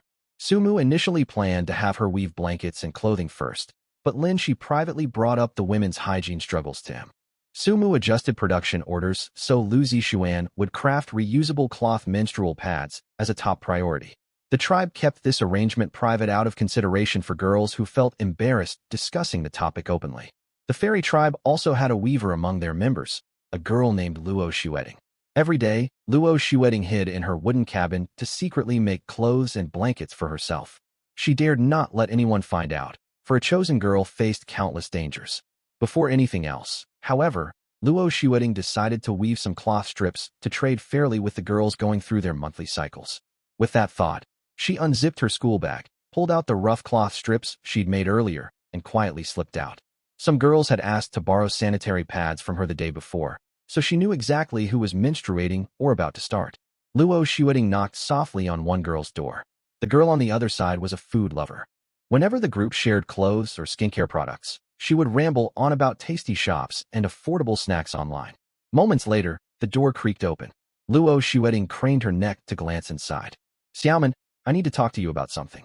Can we chat in your room?" Slightly plump and pretty, Zhang Xiaoman glanced nervously at the pile of snack wrappers in the corner and her bulging school bag, torn with hesitation. Food supplies were running dangerously low for everyone now. If anyone saw her hidden snacks, they would surely take them all away. "Whatever you want to say, you can say it right here at the door," Zhang Xiaoman replied uncomfortably, pulling the door shut. "My room's a mess. It's not convenient for guests." Seeing this, Luo Xueting sneered to herself. Foolish Zhang Xiaoman. She was just scared others would spot her hidden food and steal it. She quietly pulled the cloth strips out of her pocket and lowered her voice. "I remember you borrowed sanitary pads before. I have these cloth strips here. You can fold them into thick layers to use as makeshift menstrual pads. I've got 3 of them so you can rotate them. The weather's hot here, and they dry fast." Zhang Xiaoman's eyes lit up instantly, and she threw the door wide open. "Come in quickly, Xueting. But why are you carrying these cloth strips around?" "I just brought them with me." The moment Luo Xueting stepped inside, she caught a strong whiff of food. Glancing at the trash piled in the corner and the stuffed school bag, she knew her gamble had paid off. Zhang Xiaoman reached out to grab the cloth strips, but Luo Xueting pulled them back out of reach. "These rags are useless to you anyway. Just let me use them." Luo Xueting shook her head. "Xiaoman, we're sisters, right?" "Of course we are. Sisters help each other out," Luo Xueting went on. "I saw you had no pads, so I brought these brand new cloth strips I made. But my own food's all gone now." Zhang Xiaoman immediately caught onto what Luo Xueting wanted. She glanced reluctantly at her school bag. The snacks she'd brought had only been meant for a single picnic, yet they'd been stranded far longer than expected. Every bit of food she owned had been saved. Truth be told, she was constantly starving and dying to dig into her stash, only holding back with sheer willpower. But if she gave some to Luo Xueting, her own rations would shrink even further. On the other hand, life during a period was miserable without pads. After a long moment of deliberation, Zhang Xiaoman nodded. "I do have some food left, but I can't give you very much." "Perfect." Luo Xueting broke into a bright grin and urged her on. "Let me see what you've got." Zhang Xiaoman hurried over to clutch her school bag tight against her chest. "I'll pull them out myself." She unzipped the bag and rummaged through its contents, finally pulling out a pack of spicy strips. "Here, you can have this." Luo Xueting's face darkened at once. Fresh water was already scarce, and she was being handed spicy strips? That would only make her thirst worse. "If that's all you've got, I'm not trading. I'll go find another girl instead." "Wait, don't go." Zhang Xiaoman grabbed her arm, gritted her teeth, and pulled out a pack of biscuits. "Will this pack of biscuits work? There are 5 small ones inside." "These biscuits are tiny. 5 won't fill me up at all," Luo Xueting insisted firmly. "I'll need 2 packs of these biscuits, or 1 pack plus a loaf of small bread, to make this trade worth it. I'm going to start my cycle soon too, after all. I could just keep these cloth strips for myself." "Fine." Zhang Xiaoman bit back her reluctance and pulled out a pack of mini bread rolls from her bag. "Here you go. Can I have the cloth strips now?" "Now that's what I call sisterhood." Luo Xueting smiled happily.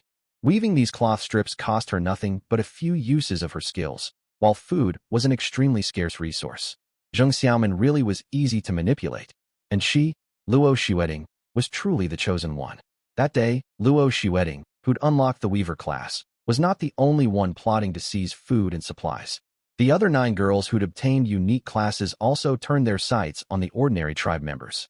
Every girl with a class believed they were irreplaceable, seeing everyone else as nothing more than people to exploit for resources. The all-female fairy tribe was about to descend into chaos. Before long, The fairy tribe forged a bizarre new order out of turmoil. It all started when the girl with the warrior class ran out of food. Convinced that the tribe leader Zhu Mingyao must have hoarded plenty of supplies, she snuck into Zhu Mingyao's cabin to rob her. Warrior clashed head-on with Elementalist. The two girls stared at each other in shock. You too. You too. Faced with the crushing threat of starvation, the two immediately struck a deal. They planned to turn against the rest of the tribe and seize all supplies for themselves. They would use food as leverage to force the ordinary girls to venture outside to gather resources, granting them full control over the tribe.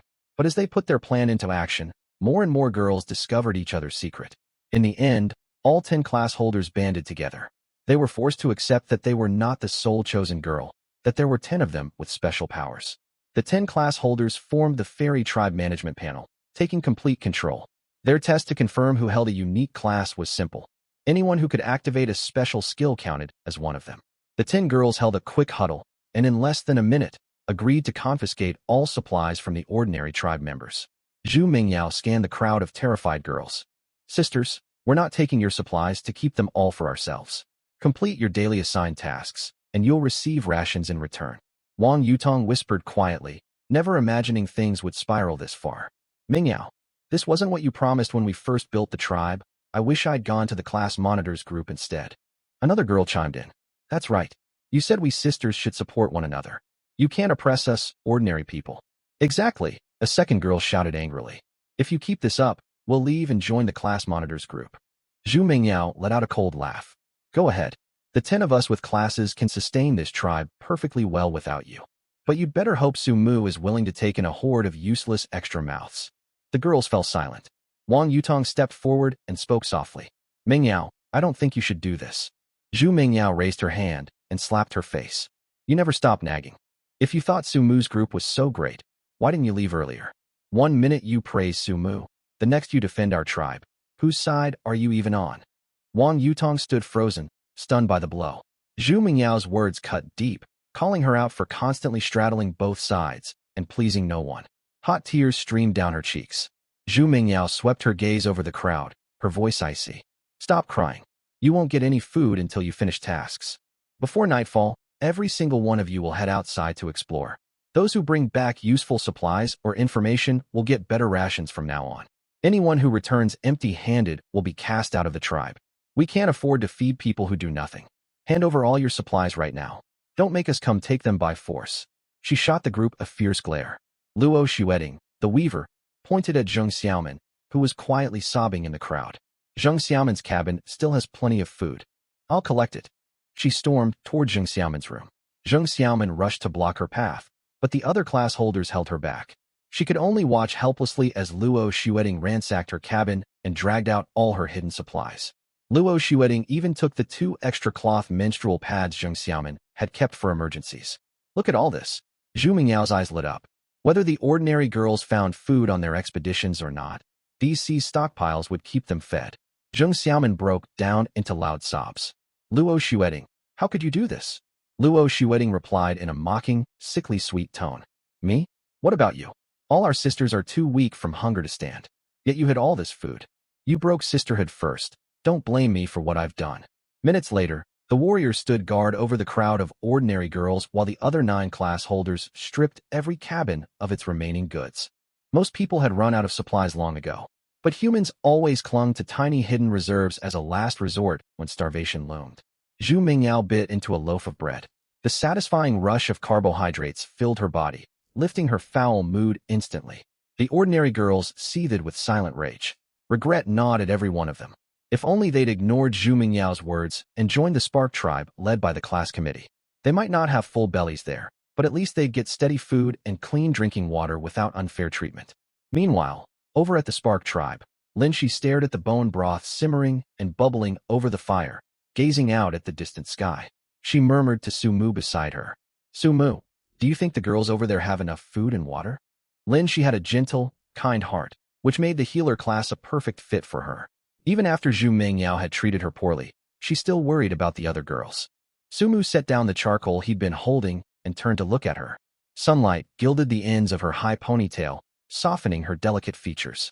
They got exactly what they wanted, an all-female tribe, free from the class committee's rules and any threat from the boys. They must be living happily. Don't tease me, Lin, she chided with a playful frown. Anyone can see those girls are making terrible choices. I'm sure they spent all their construction points on extra cabins and instant food. It's not sustainable long term, but it would keep them fed. And some of them must have unlocked special classes too. Even if they develop slower than us, they should still be able to survive. No matter how hard Lin she tried, she could never have guessed that the fairy tribe had traded all points for housing alone. With no reserve water or food stores, a rigid class divide had already torn their community apart. Maybe, Sumu replied, not elaborating further.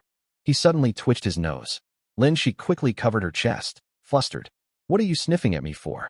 Everyone's been working non-stop without a proper wash for days. We're all starting to smell stale, Sumu said frankly. This can't go on. Poor hygiene will lead to illness. Lin she's cheeks flushed bright red. How could he say she smelled stale? But there was nothing they could do. The weather was sweltering. Everyone labored from dawn till dusk. And no one had spare clothes to change into. No one could avoid body odor. We can't go on without washing facilities, Sumu decided. We need to build a bathing area. He gathered a group of students, and they dug 2 large pits, surrounding each with makeshift wooden screens for privacy. Jiang Qingyi stared at the huge pits, each big enough for 2 people to bathe, her head spinning. Supplying enough water to fill both pits would drain her mental energy completely, leaving her lightheaded and weak. She whispered anxiously to Sumu, I won't be able to fill both pits quickly with my water magic. Sumu waved off her worry. Don't worry about that. Yang Yu and I will skip our afternoon expedition to gather a team and explore the river nearby. We can't rely solely on your water magic forever as our tribe expands. Developing the river as a permanent water source is a top priority. Sumu glanced at the students putting up privacy screens around the pits, shaking his head slightly. We still have 12 construction points left. I'll spend some to craft a machete and a spade. Our work moves far too slowly without proper tools. Saving construction points was important, but they also needed to make full use of the 30-day safe zone protection period. The laborers had grown tired of digging with crude pickaxes and hauling dirt on wooden planks. At the mention of new tools, everyone readily agreed. After crafting the 2 tools, only 10 construction points remained, held in reserve for future needs. With proper tools, construction speed jumped dramatically. Sumu called Yang Yu, Han Ziyang, and Jiang Qingyi, the 3 with combat and defensive abilities, to join him at the riverbank. The water stretched wide and blue, shimmering under the sun, yet an unspoken danger lingered beneath the calm surface. Sumu picked up a 2-meter-long tree root and poked it down into the river from the bank. The water's nearly half a meter deep right by the shore. The center must be at least a full meter deep. He turned to Jiang Qingyi. You have an innate affinity for water. Can you sense anything living in the river? Jiang Qingyi shook her head. The river is too wide and deep. Any creatures swimming beneath move too fast for me to track. I only know something dangerous lurks down there. Yang Yu, an impatient boy who hated waiting to explore, gripped a thick branch and hurled it hard into the river. The stick shot toward the water's surface. In an instant, a black fish over a meter long leaped out. It snapped the branch clean in 2 and dove back underwater. Though it only appeared for a split second, everyone caught sight of its sharp teeth and glossy black scales glinting in the sunlight. Old Su, this beast's brain must hold a beast core, Yang Yu exclaimed. To avoid confusion, they named the crystalline cores harvested from Monster Brain's beast cores, while natural crystal shards were simply called crystals. The fish's lightning-fast ambush proved it was no ordinary river creature. We knew the river would hold dangers, Sumu mused. But could there be amphibious creatures as well? The tribe had settled for a day and a half, yet no amphibians had climbed onto the shore so far. From now on, everyone must stay alert near the river's edge. If you spot any amphibious creatures crawling onto land, memorize their appearance. If possible, toss branches into the water near the tribe to test for threats. Unlike land, where they could scout ahead actively, the river's dangers would strike without warning. Sumu sent Wang Junjie to cut planks of wood, which he joined together using interlocking tenon and mortise joints. He sealed one end with a solid plank, hammered nails into the seams, and fitted a handle on the other side. A simple square wooden bucket was complete. It leaked water and wouldn't last long, but it was quick to build and perfect for hauling water. He lifted the bucket and walked to the river, turning to Yang Yu, Han Ziyang, and Jiang Qingyi. I'll draw some water to test it out. The 3 nodded. The first bucket of water was pulled safely, no creatures attacking. But when Sumu poured it into one of the bathing pits, the water instantly turned murky as it mixed with loose soil at the bottom.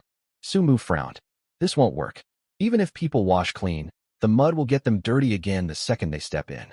After a short discussion, they settled on a plan. Build a large wooden tub matching the square bucket's design to fit inside each pit. They stuffed the gaps between the planks with broad leaves, then packed soil tight between the tub and the pit's earthen walls to seal it. This created a self-contained bathing pool free of muddy sediment, with water that wouldn't drain away quickly. She lit up with delight. This way we won't have to refill the pits constantly, and everyone can bathe comfortably.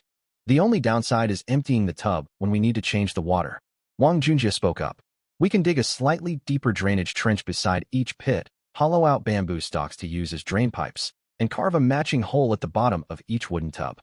We've saved all the plastic bags that once held our food. We can wrap them around wooden plugs to block the pipe. Plug the drain while bathing. Pull the plug to let the water flow out automatically afterward. Xin, the farmer, brightened at the idea. Once we start planting crops later, we can channel this used bathwater straight to the farm plots. That'll save Qingyi from wasting her magic on irrigation every day. Without delay, the group set to work. The tribe's totem granted an uplift buff that boosted stamina recovery, letting everyone labor tirelessly. Before long, their entire plan was fully built and functional. Han Xiang and Yang Yu stood guard beside the river to watch for sudden dangers while the rest fetched water. By the time the 2 water pools were full, the surrounding screening barriers had also been finished. We can finally take a proper bath. I can't stand how I smell anymore, someone sighed. Tell me about it, my skin's all sticky. The bathing problem was solved the very next day, putting brighter smiles on everyone's faces. Before dusk fell, Sumu arranged for everyone to take turns washing up. Sumu and Yang Yu sat by the fire, breathing in the rich aroma of bone broth as they listened to the cheerful chatter drifting over from the bathing shelter for the girls. The tight tension coiled in their shoulders slowly unwound. Sumu's mind wandered.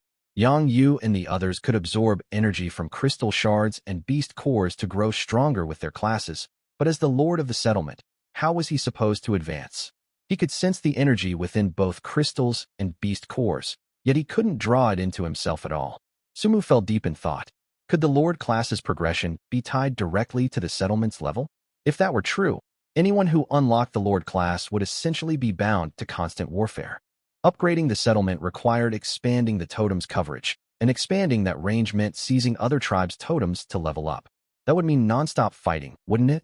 He shook the thought away, suspecting his guess was far off base. They still had too little information to go on. He'd figure it out later.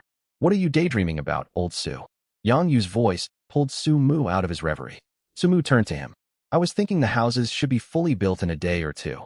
Once we've sorted out living quarters, we've got just over 20 days to finish basic defensive fortifications. On top of that, we need to hunt down crystal shards and exotic beasts for beast cores so all of you can level up your classes. Old Su. Yang Yu fixed him with a serious gaze. Don't burn yourself out carrying everything. Strip away your role as class monitor. And you're just a college freshman barely out of high school. We all stumbled blindly into this perilous Kanglan continent with no guidebook, figuring everything out one step at a time. You're just an 18 or 19-year-old kid who should be enjoying campus life. You get scared, you doubt yourself, you make mistakes, just like the rest of us. You don't have to bottle everything up and shoulder every burden alone. Wang Junjie, Lin Shi, Ye Jing, and I are all class committee members too. We can split the work with you. If things get too messy, all 19 of us can hold a group meeting and hash everything out together. Sumu smiled faintly. It sounded simple enough, but one wrong call on his part could get one of their classmates killed. The margin for error was razor thin. Every single person here was a life entrusted to him. They'd stuck together because they trusted him and the other committee members. By now, everyone naturally looked to him as the settlement's core, following his plans and orders willingly. How could he let them down? Who's talking about me again? Lin Shi's voice suddenly rang out behind them. Sumu and Yang Yu both looked up to see a bulky figure standing there, her features hidden in shadow. Each silently thought the same thing, typical Lin Shi. Lin Shi sat down beside Sumu. She'd just finished bathing. Her hair hung damp around her shoulders, and the stale sweat odor clinging to her before had faded, replaced by a faint soft, clean scent.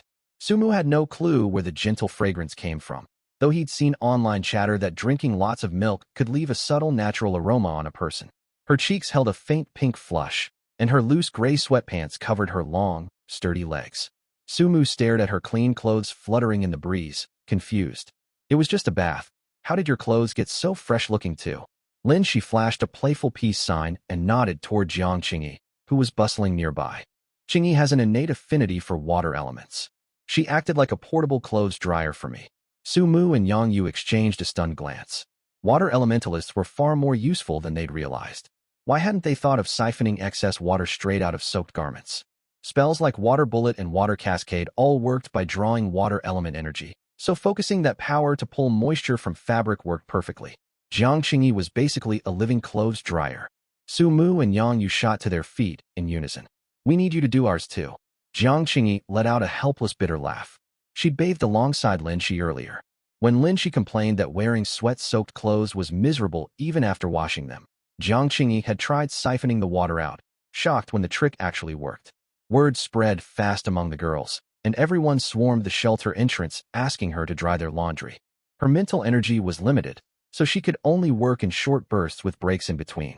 Now even Su Mu and Yang Yu had come begging for her help. Jiang Qingyi sighed. Everyone gets to bathe, and I end up doing all the extra work. Su Mu and Yang Yu had sent their own clothes over to her to dry before redressing. We don't have spare outfits to change into, so everyone's miserable in damp clothes, Su Mu explained. Lu Zixuan's rushing to sew new garments, and we should have proper spare clothes soon. The three of them glanced over at Lu Zixuan, who was hunched over her sewing work, and shared a quiet grin. As the settlement's only weaver, Lu Zixuan hadn't paused for a single moment. Su Mu had designed simple uniforms, shorts and short sleeve tops for everyone, cutting down on fabric waste and cutting production time drastically. No one in the group had extreme body types, so the same standard sizes fit all the boys and girls respectively. When it was time to empty and refill the last bathing pool, Su Mu stepped in to help haul water. Yang Yu's eyes locked on the river surface, and he shouted sharply, "Step back, old Su." He thrust his wooden spear forward in the same instant. A patch of river water bloomed red with blood. Yang Yu pulled the spear free, its tip impaling a silver fish 1/2 meter long. The fish still thrashed violently, its tail whipping through the air as it clung to life. Yang Yu tossed it roughly onto the ground, and the rest crowded around to stare. Even the fish in this other world are way bigger than the ones back on Earth, Su Mu said, prying open the fish's skull with a tool. No beast core inside. That's normal, old Su. Yang Yu knelt down and flipped the fish over with his spear. If I can kill it with one strike, it's probably not a fully mature exotic beast yet. No core makes sense. Lin Shi, Su Mu waved her over as she trotted toward them.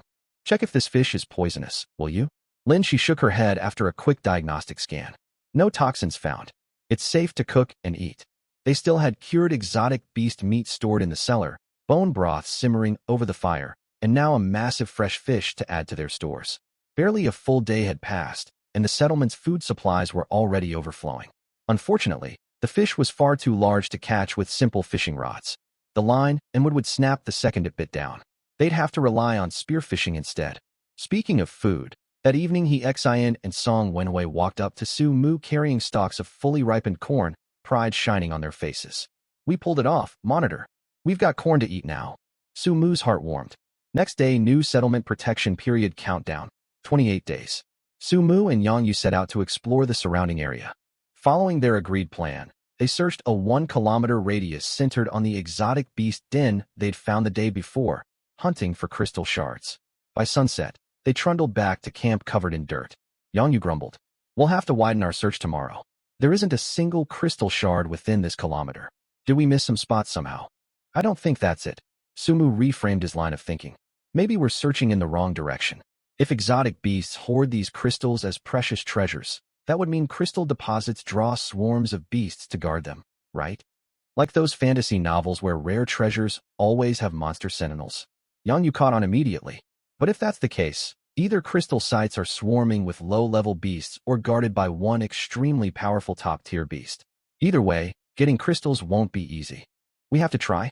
Raising everyone's combat strength fast is critical to the settlement's safety and growth, Su Mu said firmly.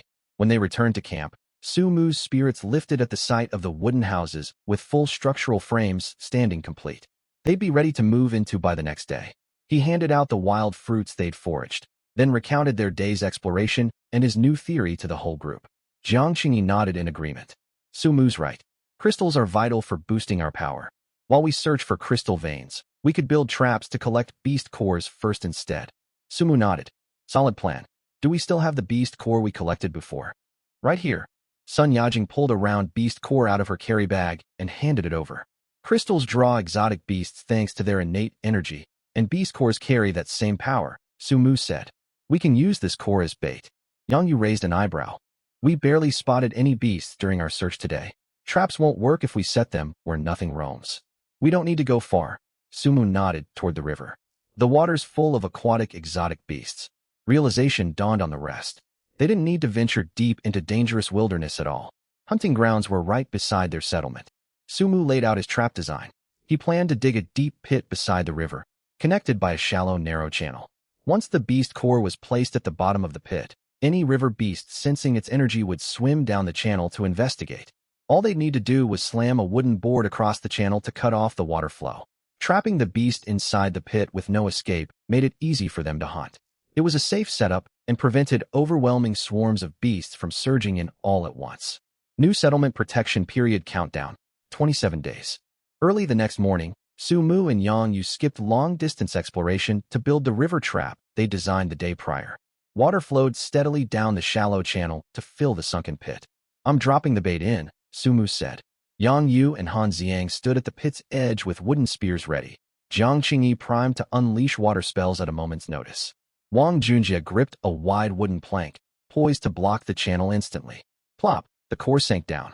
Su Mu and the others waited silently for their first catch. Roughly 10 minutes later, ripples spread across the surface of the connecting channel.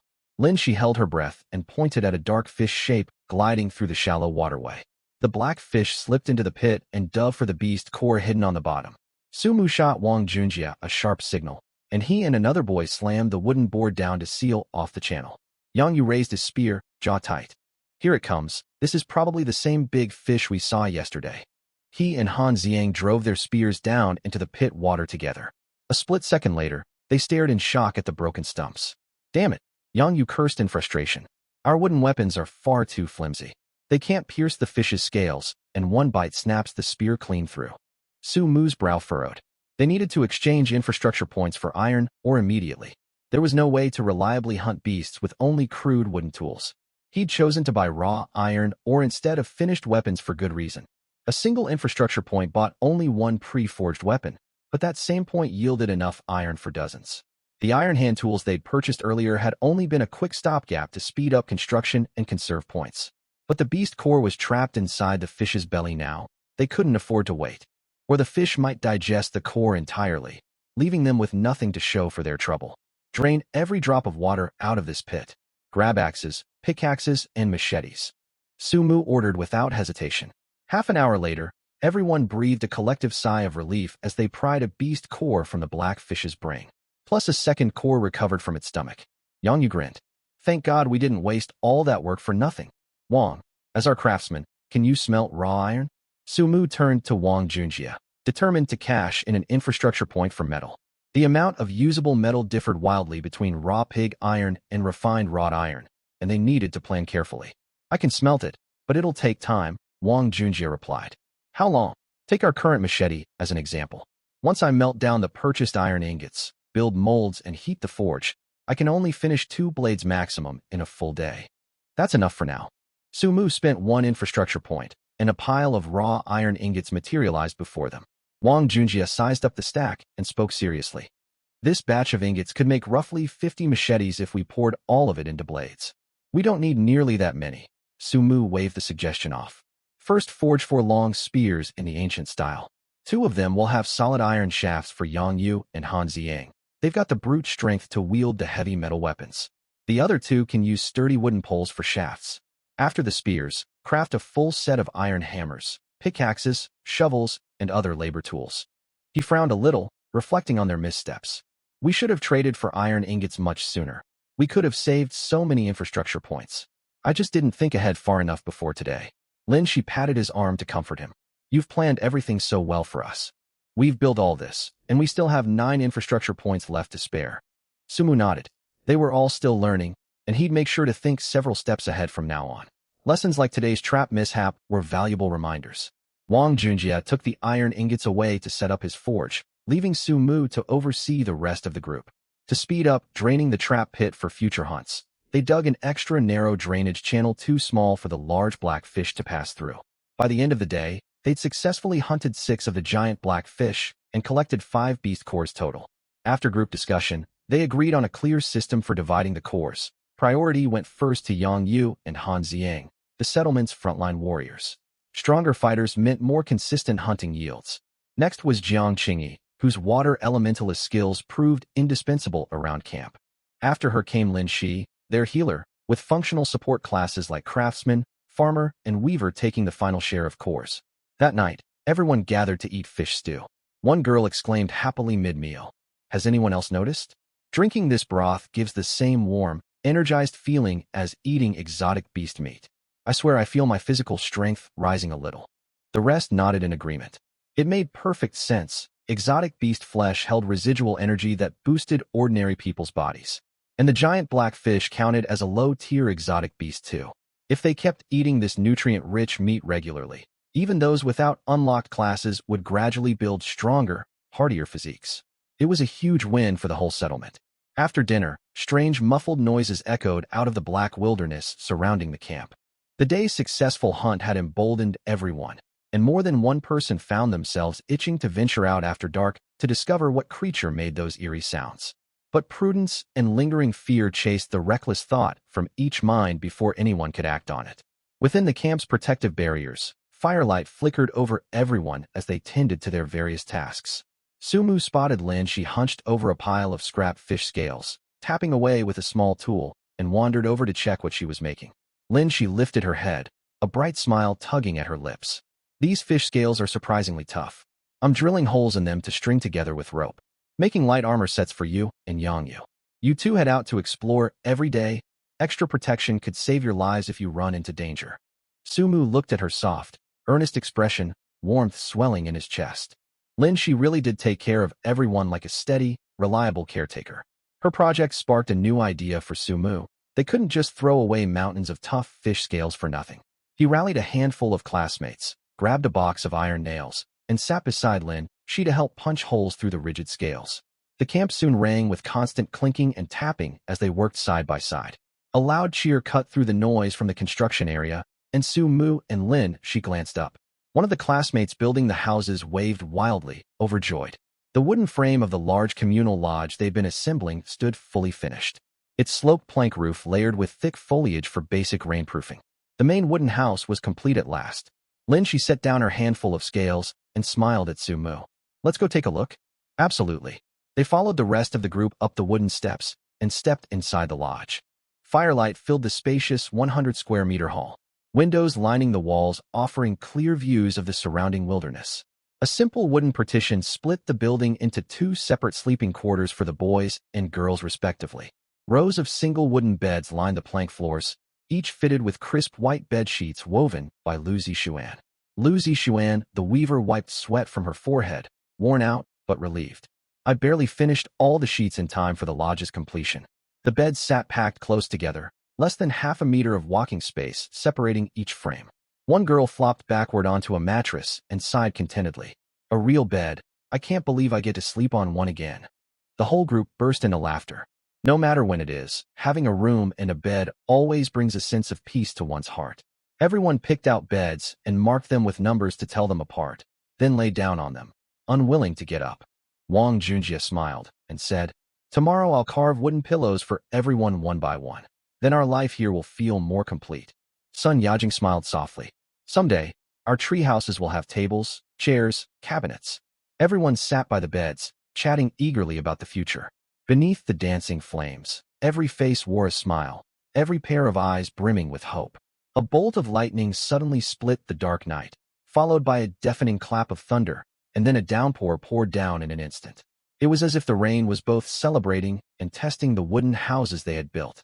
Rain had finally fallen on this alien continent. The rain showed no sign of letting up anytime soon. Dense, heavy raindrops doused the bonfire lit outside. Fortunately, they had brought torches with them when they returned to the houses. Outside the wooden cabins, the whole settlement was swallowed in darkness. Only the sickle and hammer carved into the red totem beside the treehouse glowed with a faint golden light. The totem really did emit light. Jiang Qingyi stood by the window, breathing in the damp wind drifting inside. Widely acknowledged as the most beautiful girl in the management department and even the entire business school, she lived up to the praise. She had a slender frame with well-proportioned curves, and her straight-legged jeans, though plain, could not hide her tall, graceful legs. Coupled with her cool, quiet temperament, the occasional flashes of playfulness and helplessness she showed created a striking contrast that made people eager to get to know her. She had a softer, rounder figure. She stood at 1.6 meters and weighed just over 50 kilograms. With gentle facial features and a warm, mild expression that gave her a warm, approachable aura. The two top beauties of the management department were not hailed as such without reason. Jiang Qingyi spoke up. I wonder if this rain will bring any dangers. She turned to look at Jiang Qingyi, who stood 1.7 meters tall, marveling at her flawless features, and said gently, it probably won't.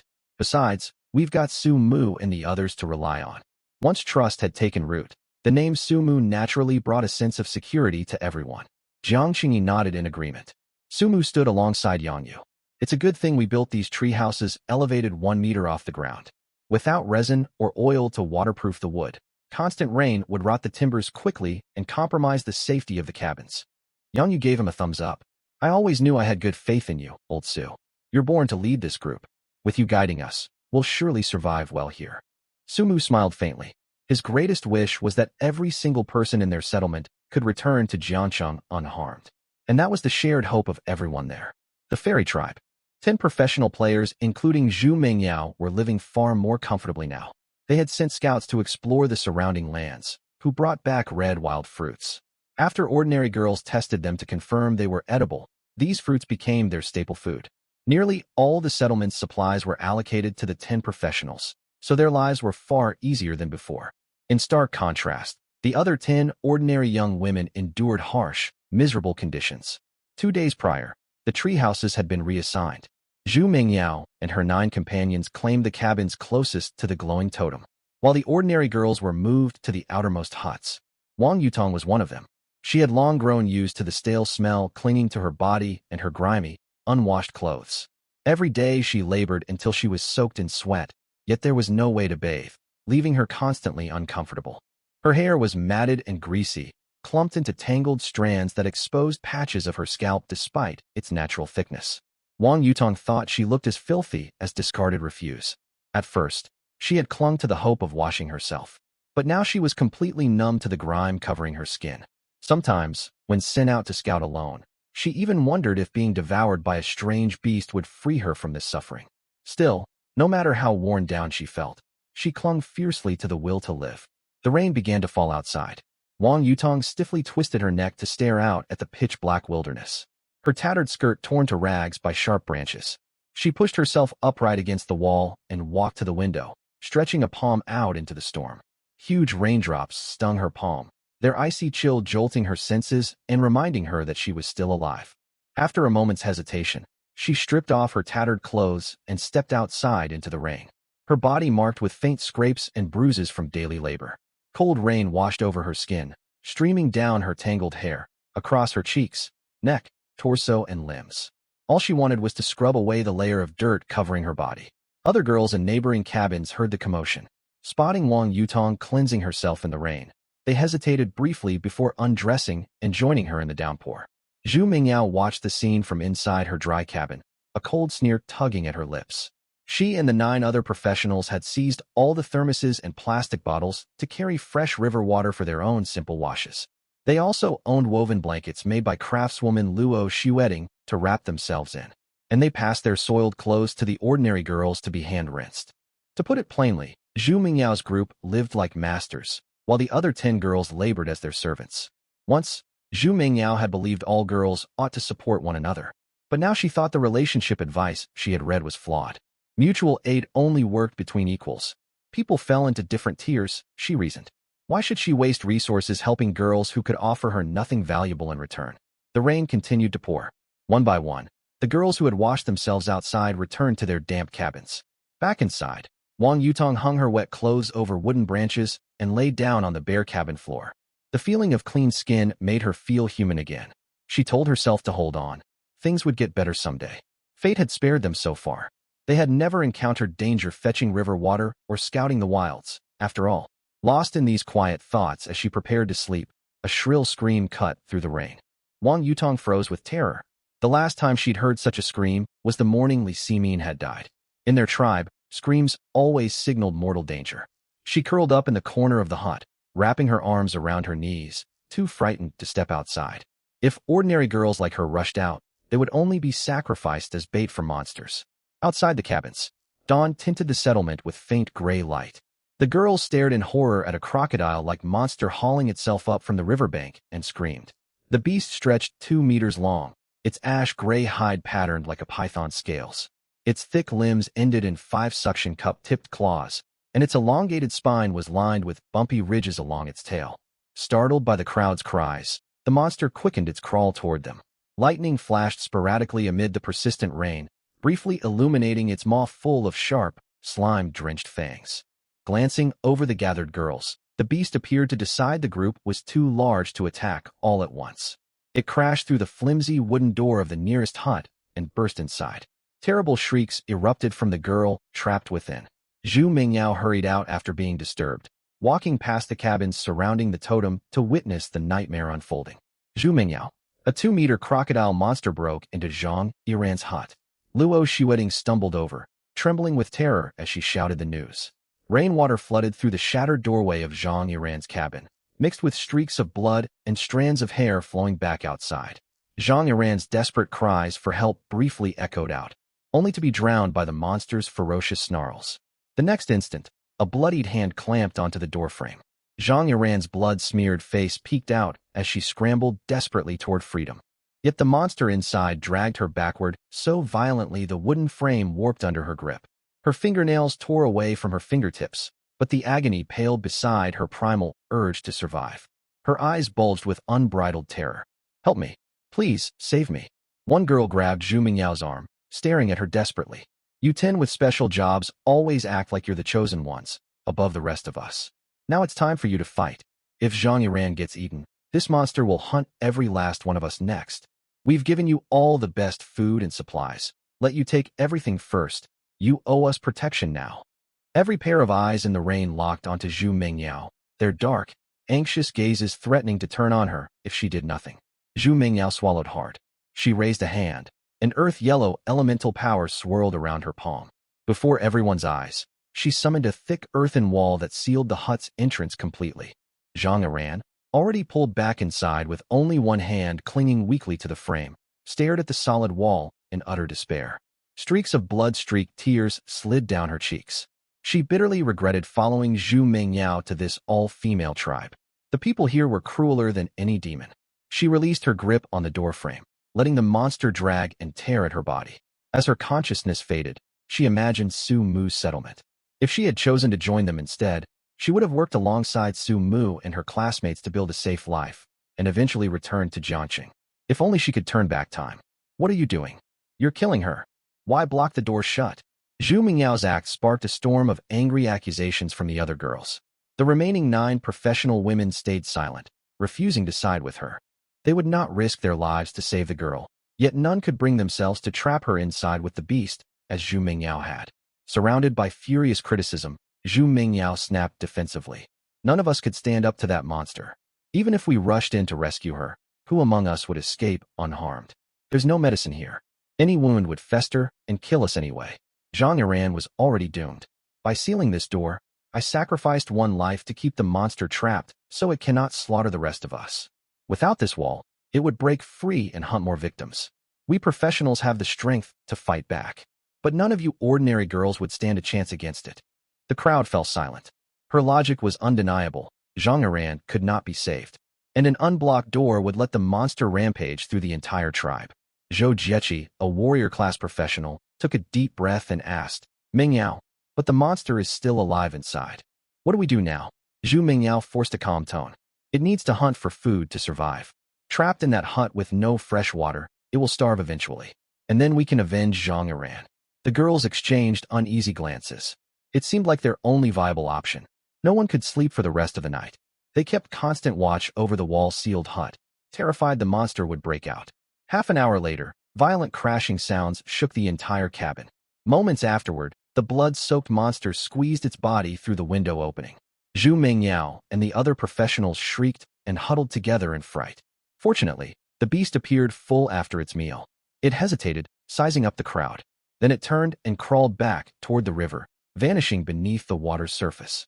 Spark Tribe. Yang Yu shook Sumu awake. He had taken the midnight watch while Han Ziang slept soundly. The rain continued to pound down outside, the patter of water on leaves a strangely soothing sound. Seeing Sumu open his eyes, Yang Yu pressed a finger to his lips and whispered, "Old Su, come with me." Sumu rose and followed him out of the treehouse. Dawn had painted the sky pale gray, and the threats hidden in the dark night had retreated. They walked to the edge of the cornfield, where Yang Yu pointed toward the riverbank. "Look over there. Isn't that a crocodile?" Sumu squinted and nodded. "It resembles one, but far larger. It's over 2 meters long without counting its tail. Straight out of a horror film. The heavy rain must have driven it out of the river to hunt on land." The crocodile monster glanced at Sumu and Yang Yu, but made no move to attack. Under the new settlement protection barrier, beasts would not initiate hostilities against anyone within tribal bounds. Yang Yu gripped a newly forged iron spear in his hands, itching for a fight. "Old Su, its skull must hold a beast core." "Likely," Sumu replied. "Don't act recklessly, old Yang. I could take it on single-handedly." Yang Yu's voice brimmed with excitement. With consistent access to crystal and beast core resources, both Yang Yu and Han Ziang had grown far stronger than when they first arrived, though they had not yet advanced to intermediate tier. Wielding the brand new spear crafted by Wang Junjie, Yang Yu felt unstoppable, like a soldier ready to charge into battle. "Absolutely not," Sumu shook his head. "Only one monster is visible now, but a second could emerge mid-fight. It's far too risky." Yang Yu scratched his head. "Then what's your plan?" Sumu thought for a moment, returned to the cabin, fetched a beast core, wrapped it tightly in woven hemp rope, and tossed it onto the ground near the river's edge. "I'll draw it closer to the settlement boundary with this core. You strike once it crosses within range.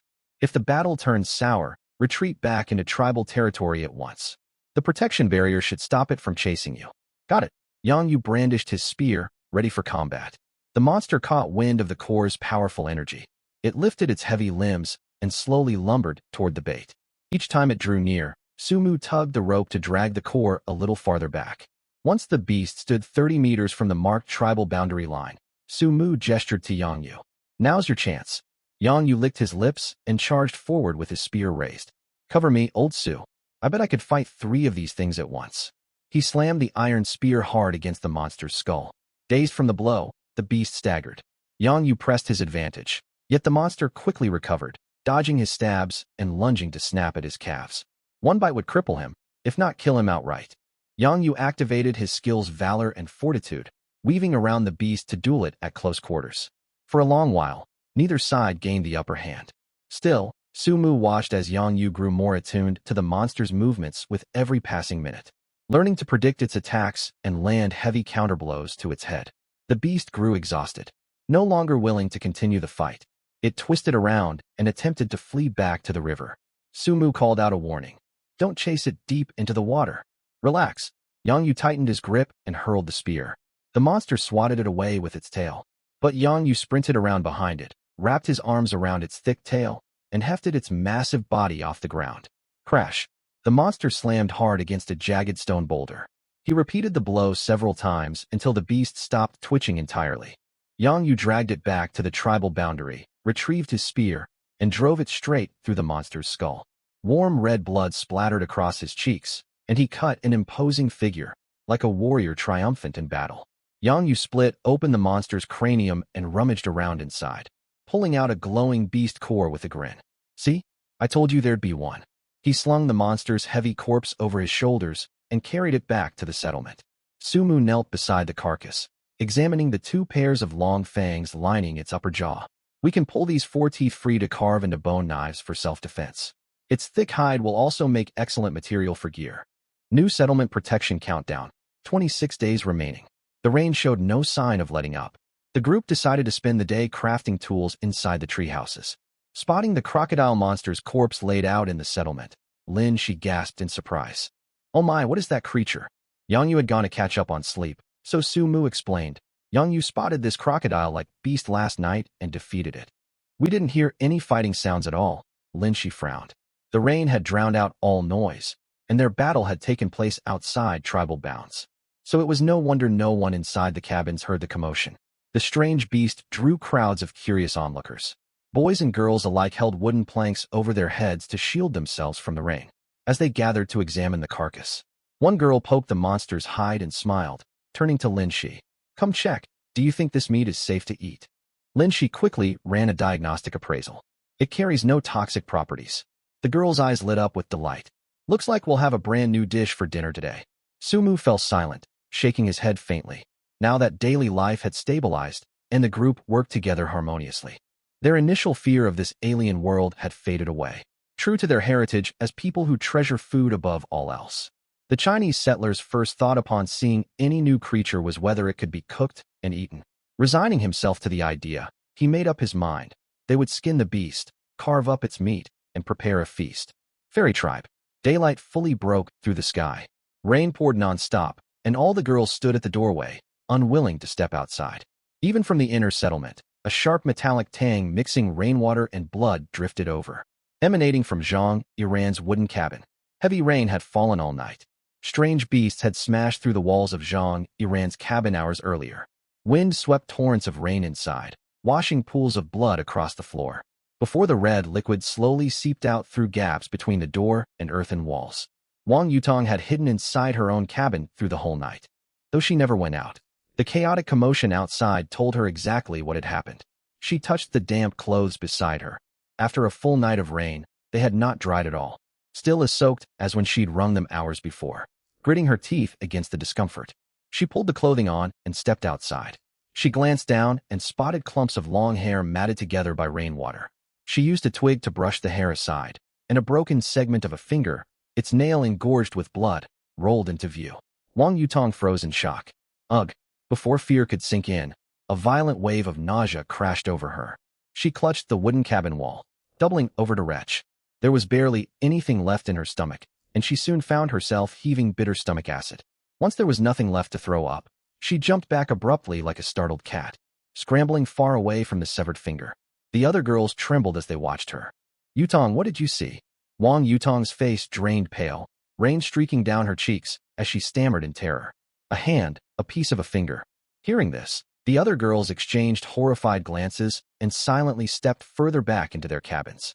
Zhu Mingyao stared at the cabin whose doorway was blocked by earthen barriers.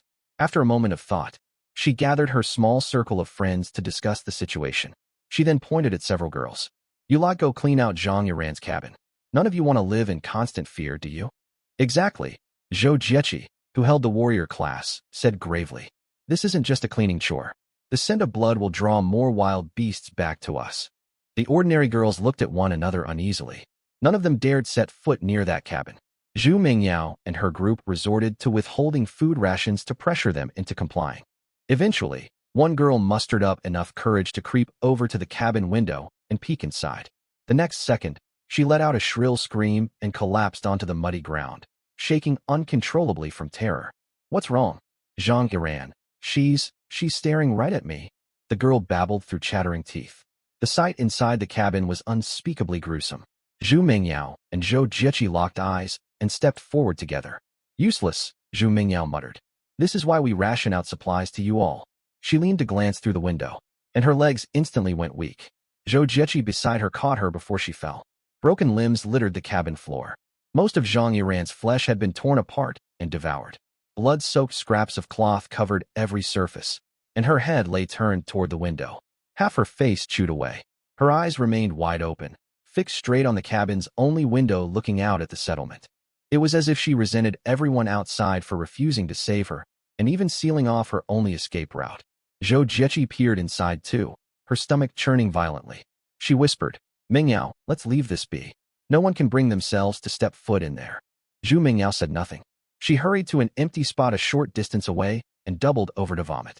Zhou Jiechi followed suit, emptying her stomach as well. In the end, they decided to carry mounds of soil to bury the entire cabin. This solution was far easier for everyone to bear. They chose to shovel handful after handful of dirt, the work slow going despite their numbers. After an hour, the cabin was not fully buried, but all traces of Zhang Yiran's remains were hidden beneath the soil. Later, within their small clique, Zhou Jiechi wore a grim expression. "Mingyao, the beast is full today and won't hunt again for now. What will we do once it grows hungry?" The rest of the girls pictured themselves as the next victim. their faces etched with dread as they all turned to look at Zhu Mingyao. Zhu Mingyao rolled her eyes in irritation. How was she supposed to know? It was exhausting. None of these girls could think for themselves. They came running to her for every little problem.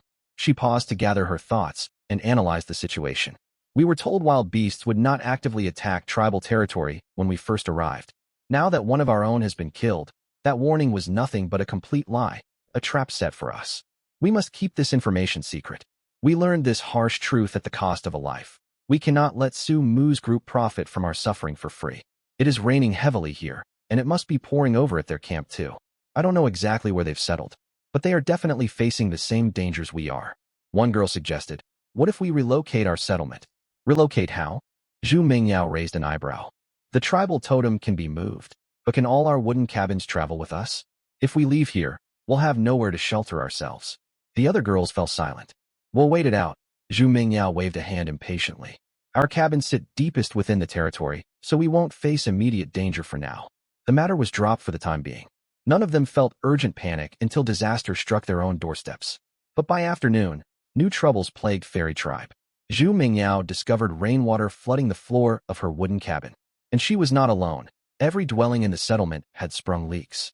Worst of all, the flooded cabins left them with dry nowhere to sleep, and their stockpiled food would rot and mold submerged in rainwater. She muttered to herself in frustration, why does fate keep working against me? Yet when she thought about how Su Mu's Spark Tribe had pooled all their infrastructure points collectively, and many of their members had barely any dry shelter to hide from the rain, her mood lightened instantly. It was like the strange comfort of feeling better about your own plain meal knowing others had nothing to eat at all. She had not solved a single one of their real problems, yet the petty comparison calmed her irritation. Spark Tribe. Clattering hammering echoed from the newly built wooden cabins of Spark Tribe.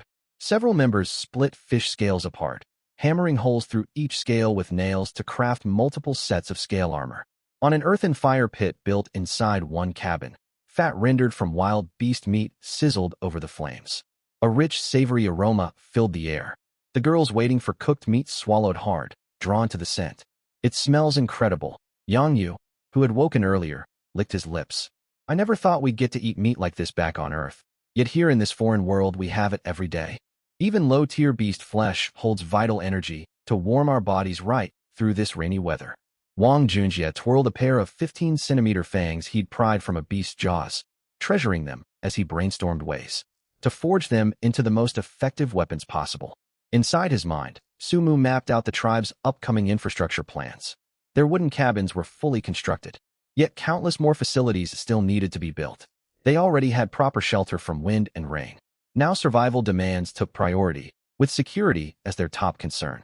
The new tribe protection period kept wild beasts away for now, but they would need to survive long after the 30 days ended. Water-dwelling beasts could climb ashore and attack at any moment once the shield faded. They had to finish a full defensive barrier before the protection window expired. The tribal totem marked the center of their territory, covering a 1-kilometer radius all around. The perimeter of this circular zone stretched roughly 6.28 kilometers in total. Even without precise calculations, Su Mu knew 19 people could never finish constructing defensive walls over 6 kilometers long in just over 20 days.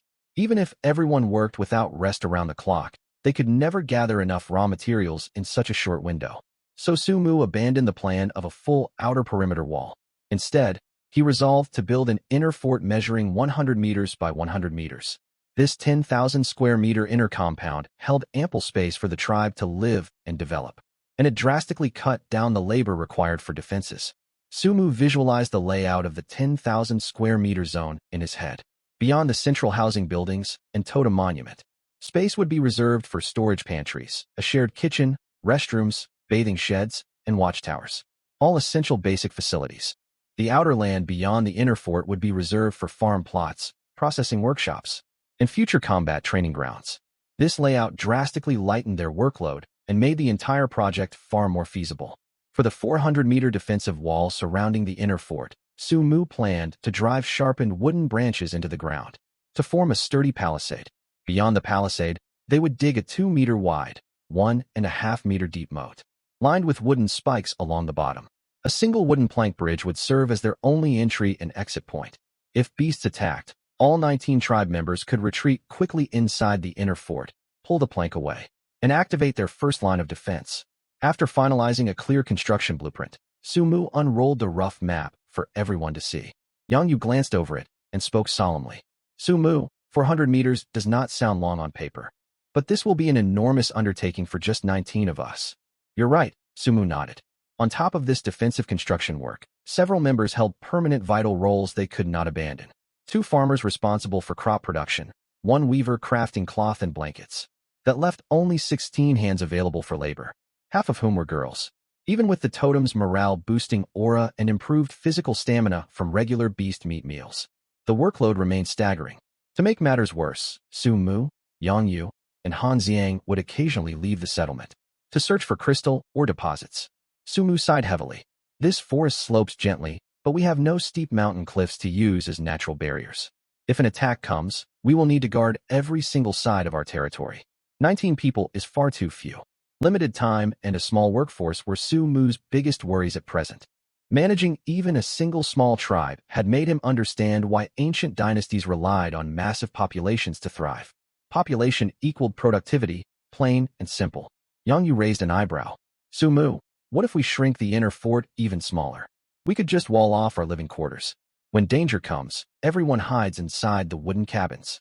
Sumu shook his head.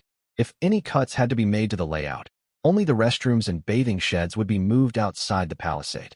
The storage pantries and kitchen could never be separated from the inner fort. The kitchen was where all food was prepared, and the pantry held every tool and grain reserve they owned. If they were forced to retreat into the inner fort without food or supplies, their odds of survival would plummet drastically. As for clean water supplies, Jiang Qingyi's ability guaranteed they would not run dry for the time being. Don't worry about me. Yang Yu grinned after his idea was turned down. We'll all pitch in together. 400 meters of defensive wall is nothing if we split the labor evenly. We will finish it no matter what. Once everyone finished their meal of beast meat, Sumu laid out the full construction plan for the group. Though everyone anticipated grueling labor ahead, all voiced their full support. Every single classmate had crossed into this foreign world together, and Sumu and the other committee members had led them step by step to build a stable life. They had gone from constant starvation to full meals every single day, from sleeping on bare dirt to sturdy wooden beds for everyone, from lacking spare clothes to owning full sets of clean, changeable garments, from no facilities for washing or relieving themselves to basic bathing and sanitation areas built for daily use. All these improvements required collective labor, yet every major turning point stemmed directly from Sumu's careful planning. His decisions were not perfectly flawless, yet he had never once led them astray, steadily guiding their small community back to a stable, functional routine. Through building cabins and organized beast hunts, Sumu had unknowingly earned immense respect from nearly every member of the tribe. Everyone had grown accustomed to following his directions without hesitation.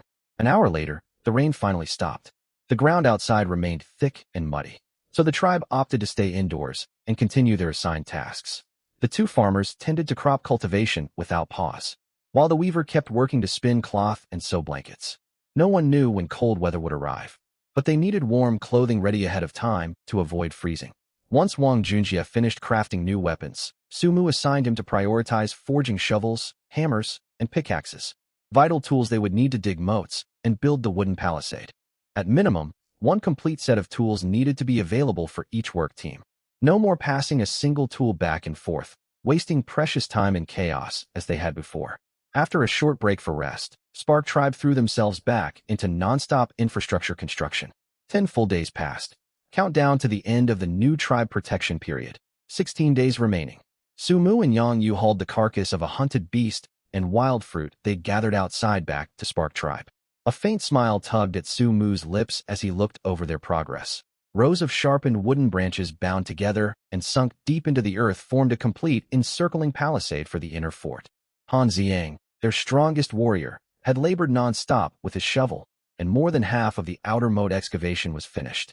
Sumu and Yang Yu heaved the beast carcass onto a flat stone platform built outside the inner palisade. This slab served as their dedicated processing station, where they would extract beast cores, strip hides, remove tendons, and carve meat and bones. They passed through a wooden gate reinforced with iron strips and walked along gravel-laid paths that stayed dry and mud-free even after heavy rain. Lin Shi, her cheeks smudged with dirt from hours of construction labor, waved to greet them. You're back. We are. Sumu gestured toward the stone processing platform. We brought back a beast carcass. We'll split up work groups to process it shortly. She wiped dust off her hands and stepped closer. She glanced at rows of smoked meat hanging on drying ropes and overflowing grain storage silos, letting out a helpless laugh. We have more meat than we can possibly eat every single day. I'm starting to crave green vegetables desperately. Their storage pantry overflowed with cured smoked meat and ripe corn. Even if Su Mu and Yang Yu stopped all hunting trips, the tribe would have more than enough food and textiles to last an entire month. Now that hunger was no longer a threat, the group's greatest desire shifted to more varied meals. Fresh leafy greens became the most sought-after food of all. Sumu sighed. We still have unused infrastructure points stockpiled. If we truly want greens, I could exchange some points for lettuce seeds for Hexin and the farmers to plant. Hold off for now. Shi waved the idea away. Let's save any leftover infrastructure points for when the infrastructure shop shuts down after the 30-day protection period ends. We should reserve the points for our most critical needs first. This sentiment was shared by the entire tribe. Vegetables could wait. They would grow them eventually once their core survival infrastructure was secure. Sumu smiled and nodded in agreement. Shi asked another question. Still no luck finding crystal, or? Not a single trace. Yang Yu huffed in frustration. Sumu and I expanded our search radius out to 3 kilometers, yet we haven't uncovered any crystal veins at all. I say we abandon the search entirely and rely solely on beast cores instead. I believe absorbing beast core energy will be enough to push me to intermediate warrior rank. Yang Yu had accumulated extensive combat experience by now. He could take down most ordinary wild beasts single-handedly without Su Mu stepping in to assist him. His physical strength had multiplied several times over since their arrival. Though he had not yet hit the bottleneck blocking advancement to intermediate warrior, his confidence had grown tremendously. Sumu shook his head. We must keep searching for crystal ore. Now that we know this resource exists, we need to learn everything we can about its properties. Besides, every exploration trip lets us hunt more wild beasts for meat and cores. We'll head out to survey new territory tomorrow to continue our search. Countdown to the new tribe protection period expiry, 15 days. Early in the morning, Su Mu and Yang Yu slipped scale armor over their short-sleeved shirts and prepared to head out. The heavy plating felt cumbersome against their bodies, yet the scale armor offered reliable defense. Once, Su Mu and Yang Yu had encountered a strange beast that looked like a wolf with a feline frame. As they delivered the finishing blow, the wounded beast lashed out in a final frenzy, its sharp claws slicing straight through Yang Yu's t-shirt. If the scale armor hadn't shielded him, Yang Yu would have suffered deep, gashing wounds all over his torso. Before departing, Su Mu went over all tribal matters one last time. The Spark tribe now possessed nearly all essential supplies and facilities, putting his mind at ease. His only lingering worry was what might happen if outsiders from this world stumbled upon their settlement while he and Yang Yu were gone. The system prompt stated the tribe would remain hidden from outsiders during the protection period, but he knew no situation came with absolute guarantees. Stepping outside, Yang Yu slung a spear over one shoulder and a bow across his back, then asked, Old Su, where are we scouting today? Sumu pondered for 2 seconds. We've fully explored the 3-kilometer radius around the beast den. There's no point lingering there. Let's follow the river downstream and see what we find. Yang Yu glanced downstream with a look of distaste. If we head that way, we're bound to run into Zhu Mingyao's all-female tribe. If they spot us, they'll definitely stir up trouble and badger us nonstop. If they pick a fight, don't hold me back from standing my ground against them, all right? I won't, Su Mu said with a faint smile. If anyone harasses you, you have full leave to stand up for yourself. Yang Yu nodded firmly. You've got my word on that. For now, the all-female tribe had far bigger troubles to occupy their attention. Their group originally numbered 21. Following the deaths of Li Simin and Zhang Yiran, 3 more members had perished over the past few days, one of whom was a job holder with a special class. One victim had been slain by an amphibious strange beast returning to shore, while the other 2 succumbed to severe colds. Heavy rains and standing water had slowly rotted their wooden huts, even with basic waterproof treatments applied during construction. Constant moisture followed by blistering sunlight left the timber brittle and fragile. The walls cracked and caved in at the slightest impact. To make matters worse, many girls had rushed outside to wash themselves in the rain that night, soaking through their clothes and coming down with high fevers. In this strange world, there were no cold or fever medicines to be found anywhere. Not even a steady supply of boiling hot water was available to soothe their symptoms. Delayed treatment left their fevers to spike until their bodies could no longer endure it, costing them their lives. Zhu Mingyao was overwhelmed by all these crises. Her tribe's population had dwindled to 16 people, 9 job holders, and 7 ordinary civilians. The 7 regular members could no longer gather enough resources to sustain the 9 specialized job holders. Zhu Mingyao gathered a tight inner circle consisting of warrior Zhou Jieqi, weaver Luo Xueding, and farmer He Jiai. Zhou Jieqi and herself possessed combat prowess to keep the rest of the group in line. Luo Xueding could craft clothing and warm blankets, making her indispensable. As for the farmer, He Jiai's skills would one day let them cultivate fruit-bearing red trees for steady food. She saw little value in members with jobs like craftsman or engineer. Without sufficient raw materials to work with, those classes served no purpose. She thought they would be better off forfeited to the construction shop in exchange for extra construction points.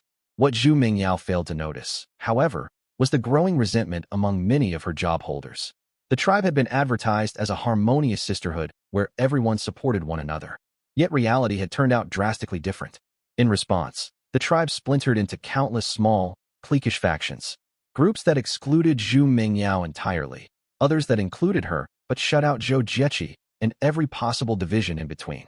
Cliques had fractured the community completely. That day, Zhu Mingyao assigned new labor tasks to the 7 remaining ordinary girls once more. Gathering fruit from designated orchards and hauling fresh river water were their endless daily chores. When Wang Yutong laid eyes on Zhu Mingyao, her whole body trembled, overcome with instinctual fear. Instead of the equal, supportive sisterhood Zhu Mingyao had promised, all Wang Yutong witnessed was oppression and cruel bullying within the tribe. Zhu Mingyao eyed Wang Yutong, whose clothes were caked in grime and reeking of unpleasant odors, and pointed at her sharply. Wang Yutong, skip fruit gathering today. Go search the surrounding wilderness for edible wild plants with a salty tang to them. As she spoke, Zhu Mingyao's limbs felt heavy and weak, drained of all energy. This weakness stemmed from a severe lack of salt intake. Any wild greens with natural salt content were now a scarce, highly sought-after resource within the tribe. Wang Yutong mumbled quietly. Am I supposed to go alone? Zhu Mingyao frowned sharply. What else would you expect? Should I drop all my work to follow you? Understood. Wang Yutong bowed her head. She had never been heavy-set, and weeks of malnutrition had left her gaunt and emaciated. The wind billowed her loose, shapeless clothes, highlighting her thin, frail frame. The other girls secretly rejoiced at the sight. Zhu Mingyao held a deep grudge against Wang Yutong, constantly sending her off alone to tackle the hardest, most dangerous labor assignments. This suited the rest perfectly. Wang Yutong bore all the grueling work, leaving them with simple, light chores. Even these 7 exploited ordinary civilians had formed their own separate small cliques. Only Wang Yutong stood entirely isolated. Spurned due to Zhu Mingyao's open hatred toward her, no one dared to be seen keeping close company with her. Wang Yutong sniffled, her spirit too numb to shed any more tears. She conserved every drop of water in her body as best she could. She stepped out of the tribal grounds alone, glancing back at the cluster of tiny wooden huts with a heavy heart. Then she headed toward her hidden secret spot. This stretch of wilderness fell under her assigned scouting territory, so she alone knew about the patch of yellow fruit trees growing there. Reaching the clearing, Wang Yutong plucked a handful of yellow fruits to quiet her gnawing hunger. She dared not eat too many. If anyone noticed she was not starving, they would uncover her hidden food source. When she first discovered the fruit, she had hesitated to take a bite, terrified it might be poisonous. Yet crippling hunger had pushed her past her fears. Thankfully, the fruit proved harmless to eat. Crouching concealed amid thick foliage, she slowly chewed the fruit, blankly scanning her surroundings and wondering how much longer this miserable existence would drag on. Old Su, that's Zhu Mingyao's tribe over there, right? Yang Yu pointed toward the cluster of wooden huts ahead and turned to Sumu. Sumu stared for a moment, then nodded. Good grief. 1, 2, 3, 5, 8, 13. Yang Yu stopped counting, staring at Sumu in shock. Are they out of their minds? Each hut looks fairly spacious. 7 or 8 people could squeeze into one easily.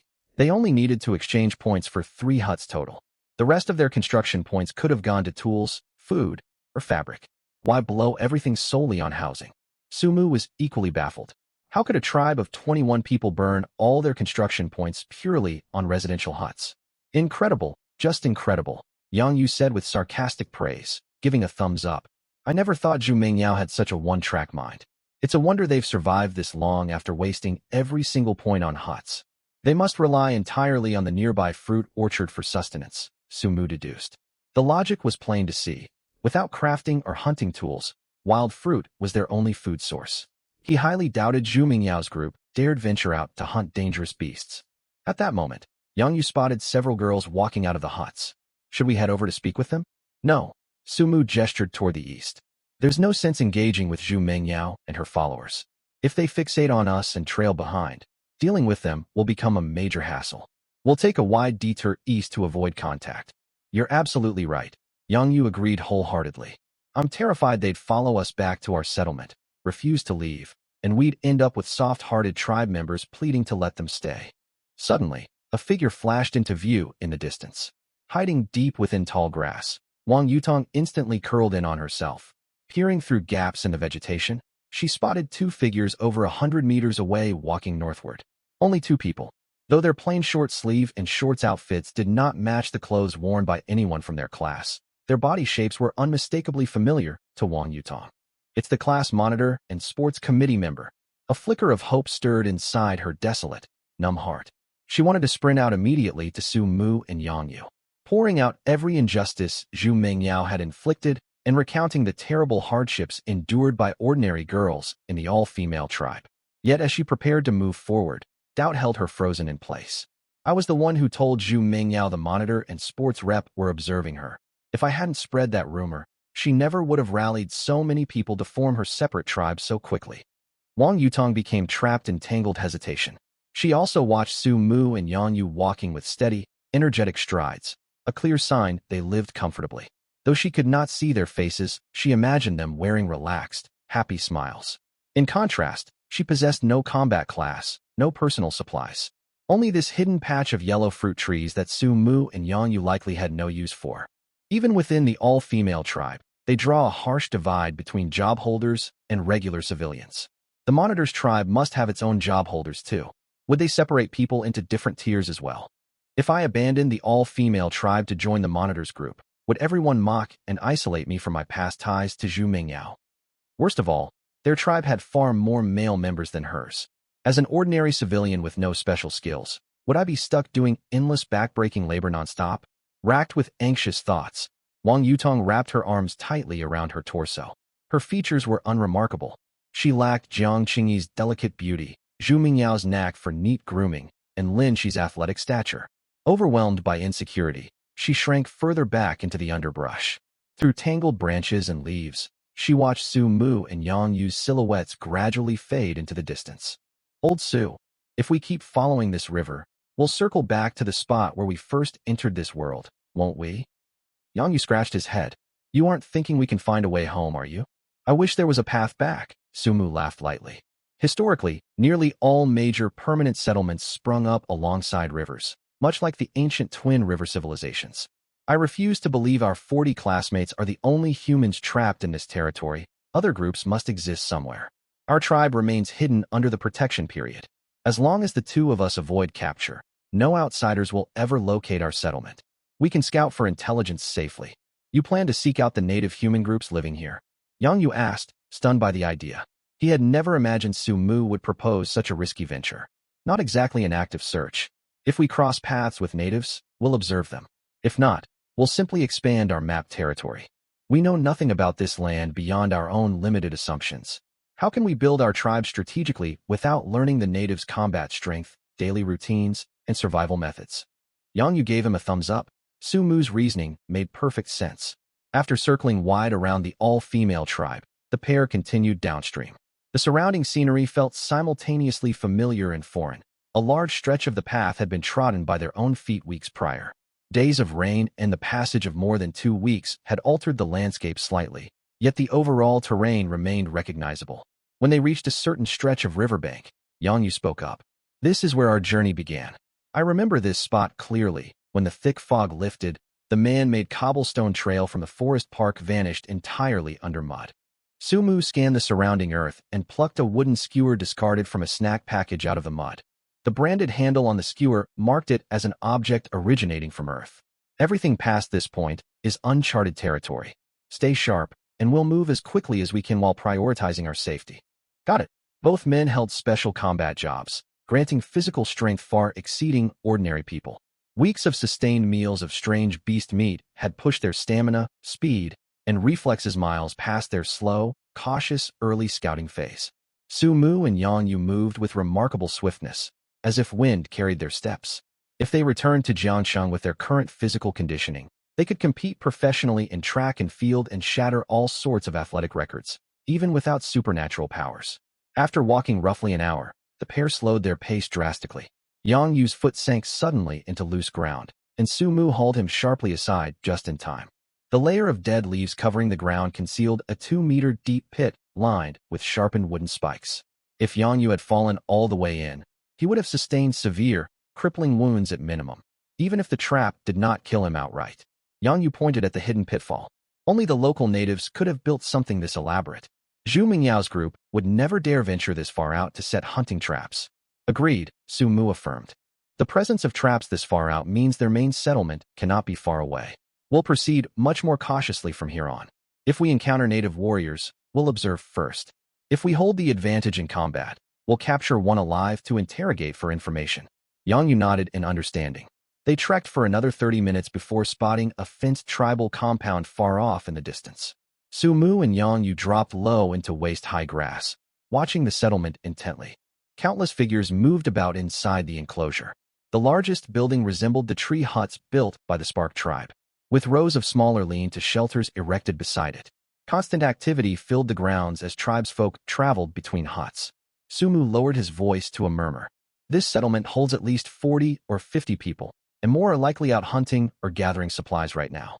Notice the patrol unit circling the perimeter non-stop. 5 warriors stand guard full-time alone. They outnumber us, and they look far better trained in combat. Yang Yu gritted his teeth. We have no idea how many job holders they have. Should I sneak in and capture one for questioning? Don't act recklessly. Su Mu shook his head. For one thing, capturing a guard without being spotted will be difficult enough. What's more, we may not even share a common language to communicate with them. He glanced at the tall tribal flag raised at the settlement's center, painted with a massive white goat's head using some unknown natural pigment. Su Mu marked the location on his mental map, labeling it the goat tribe. At that moment, Su Mu spotted a squad of tribesmen carrying the carcass of an enormous strange beast toward the compound. He pressed Yang Yu flat against the grass, concealing both of them completely. All members of the squad were male, with sun-darkened skin and long, unkempt hair, clad in crude animal hide garments and woven straw sandals. Only the burly squad leader wielded an iron-tipped spear. Every other tribesman carried a wooden shaft fitted with sharp and polished beast bone blades. Captain, hauling such a massive beast back to camp will make the younger women look up to you immensely. One tribesman chatted cheerfully. I wonder when I'll be assigned a partner to build a life with. I hope to start a family someday too. Another sighed. The tall man addressed as Captain shot his subordinate a glance and flexed his muscular arms. In our tribe, only proven warriors earn the right to start families. If you wish to raise children, grow stronger through battle and hunting. Prove to the tribal chieftain your offspring will inherit your strength, and he will match you with a partner.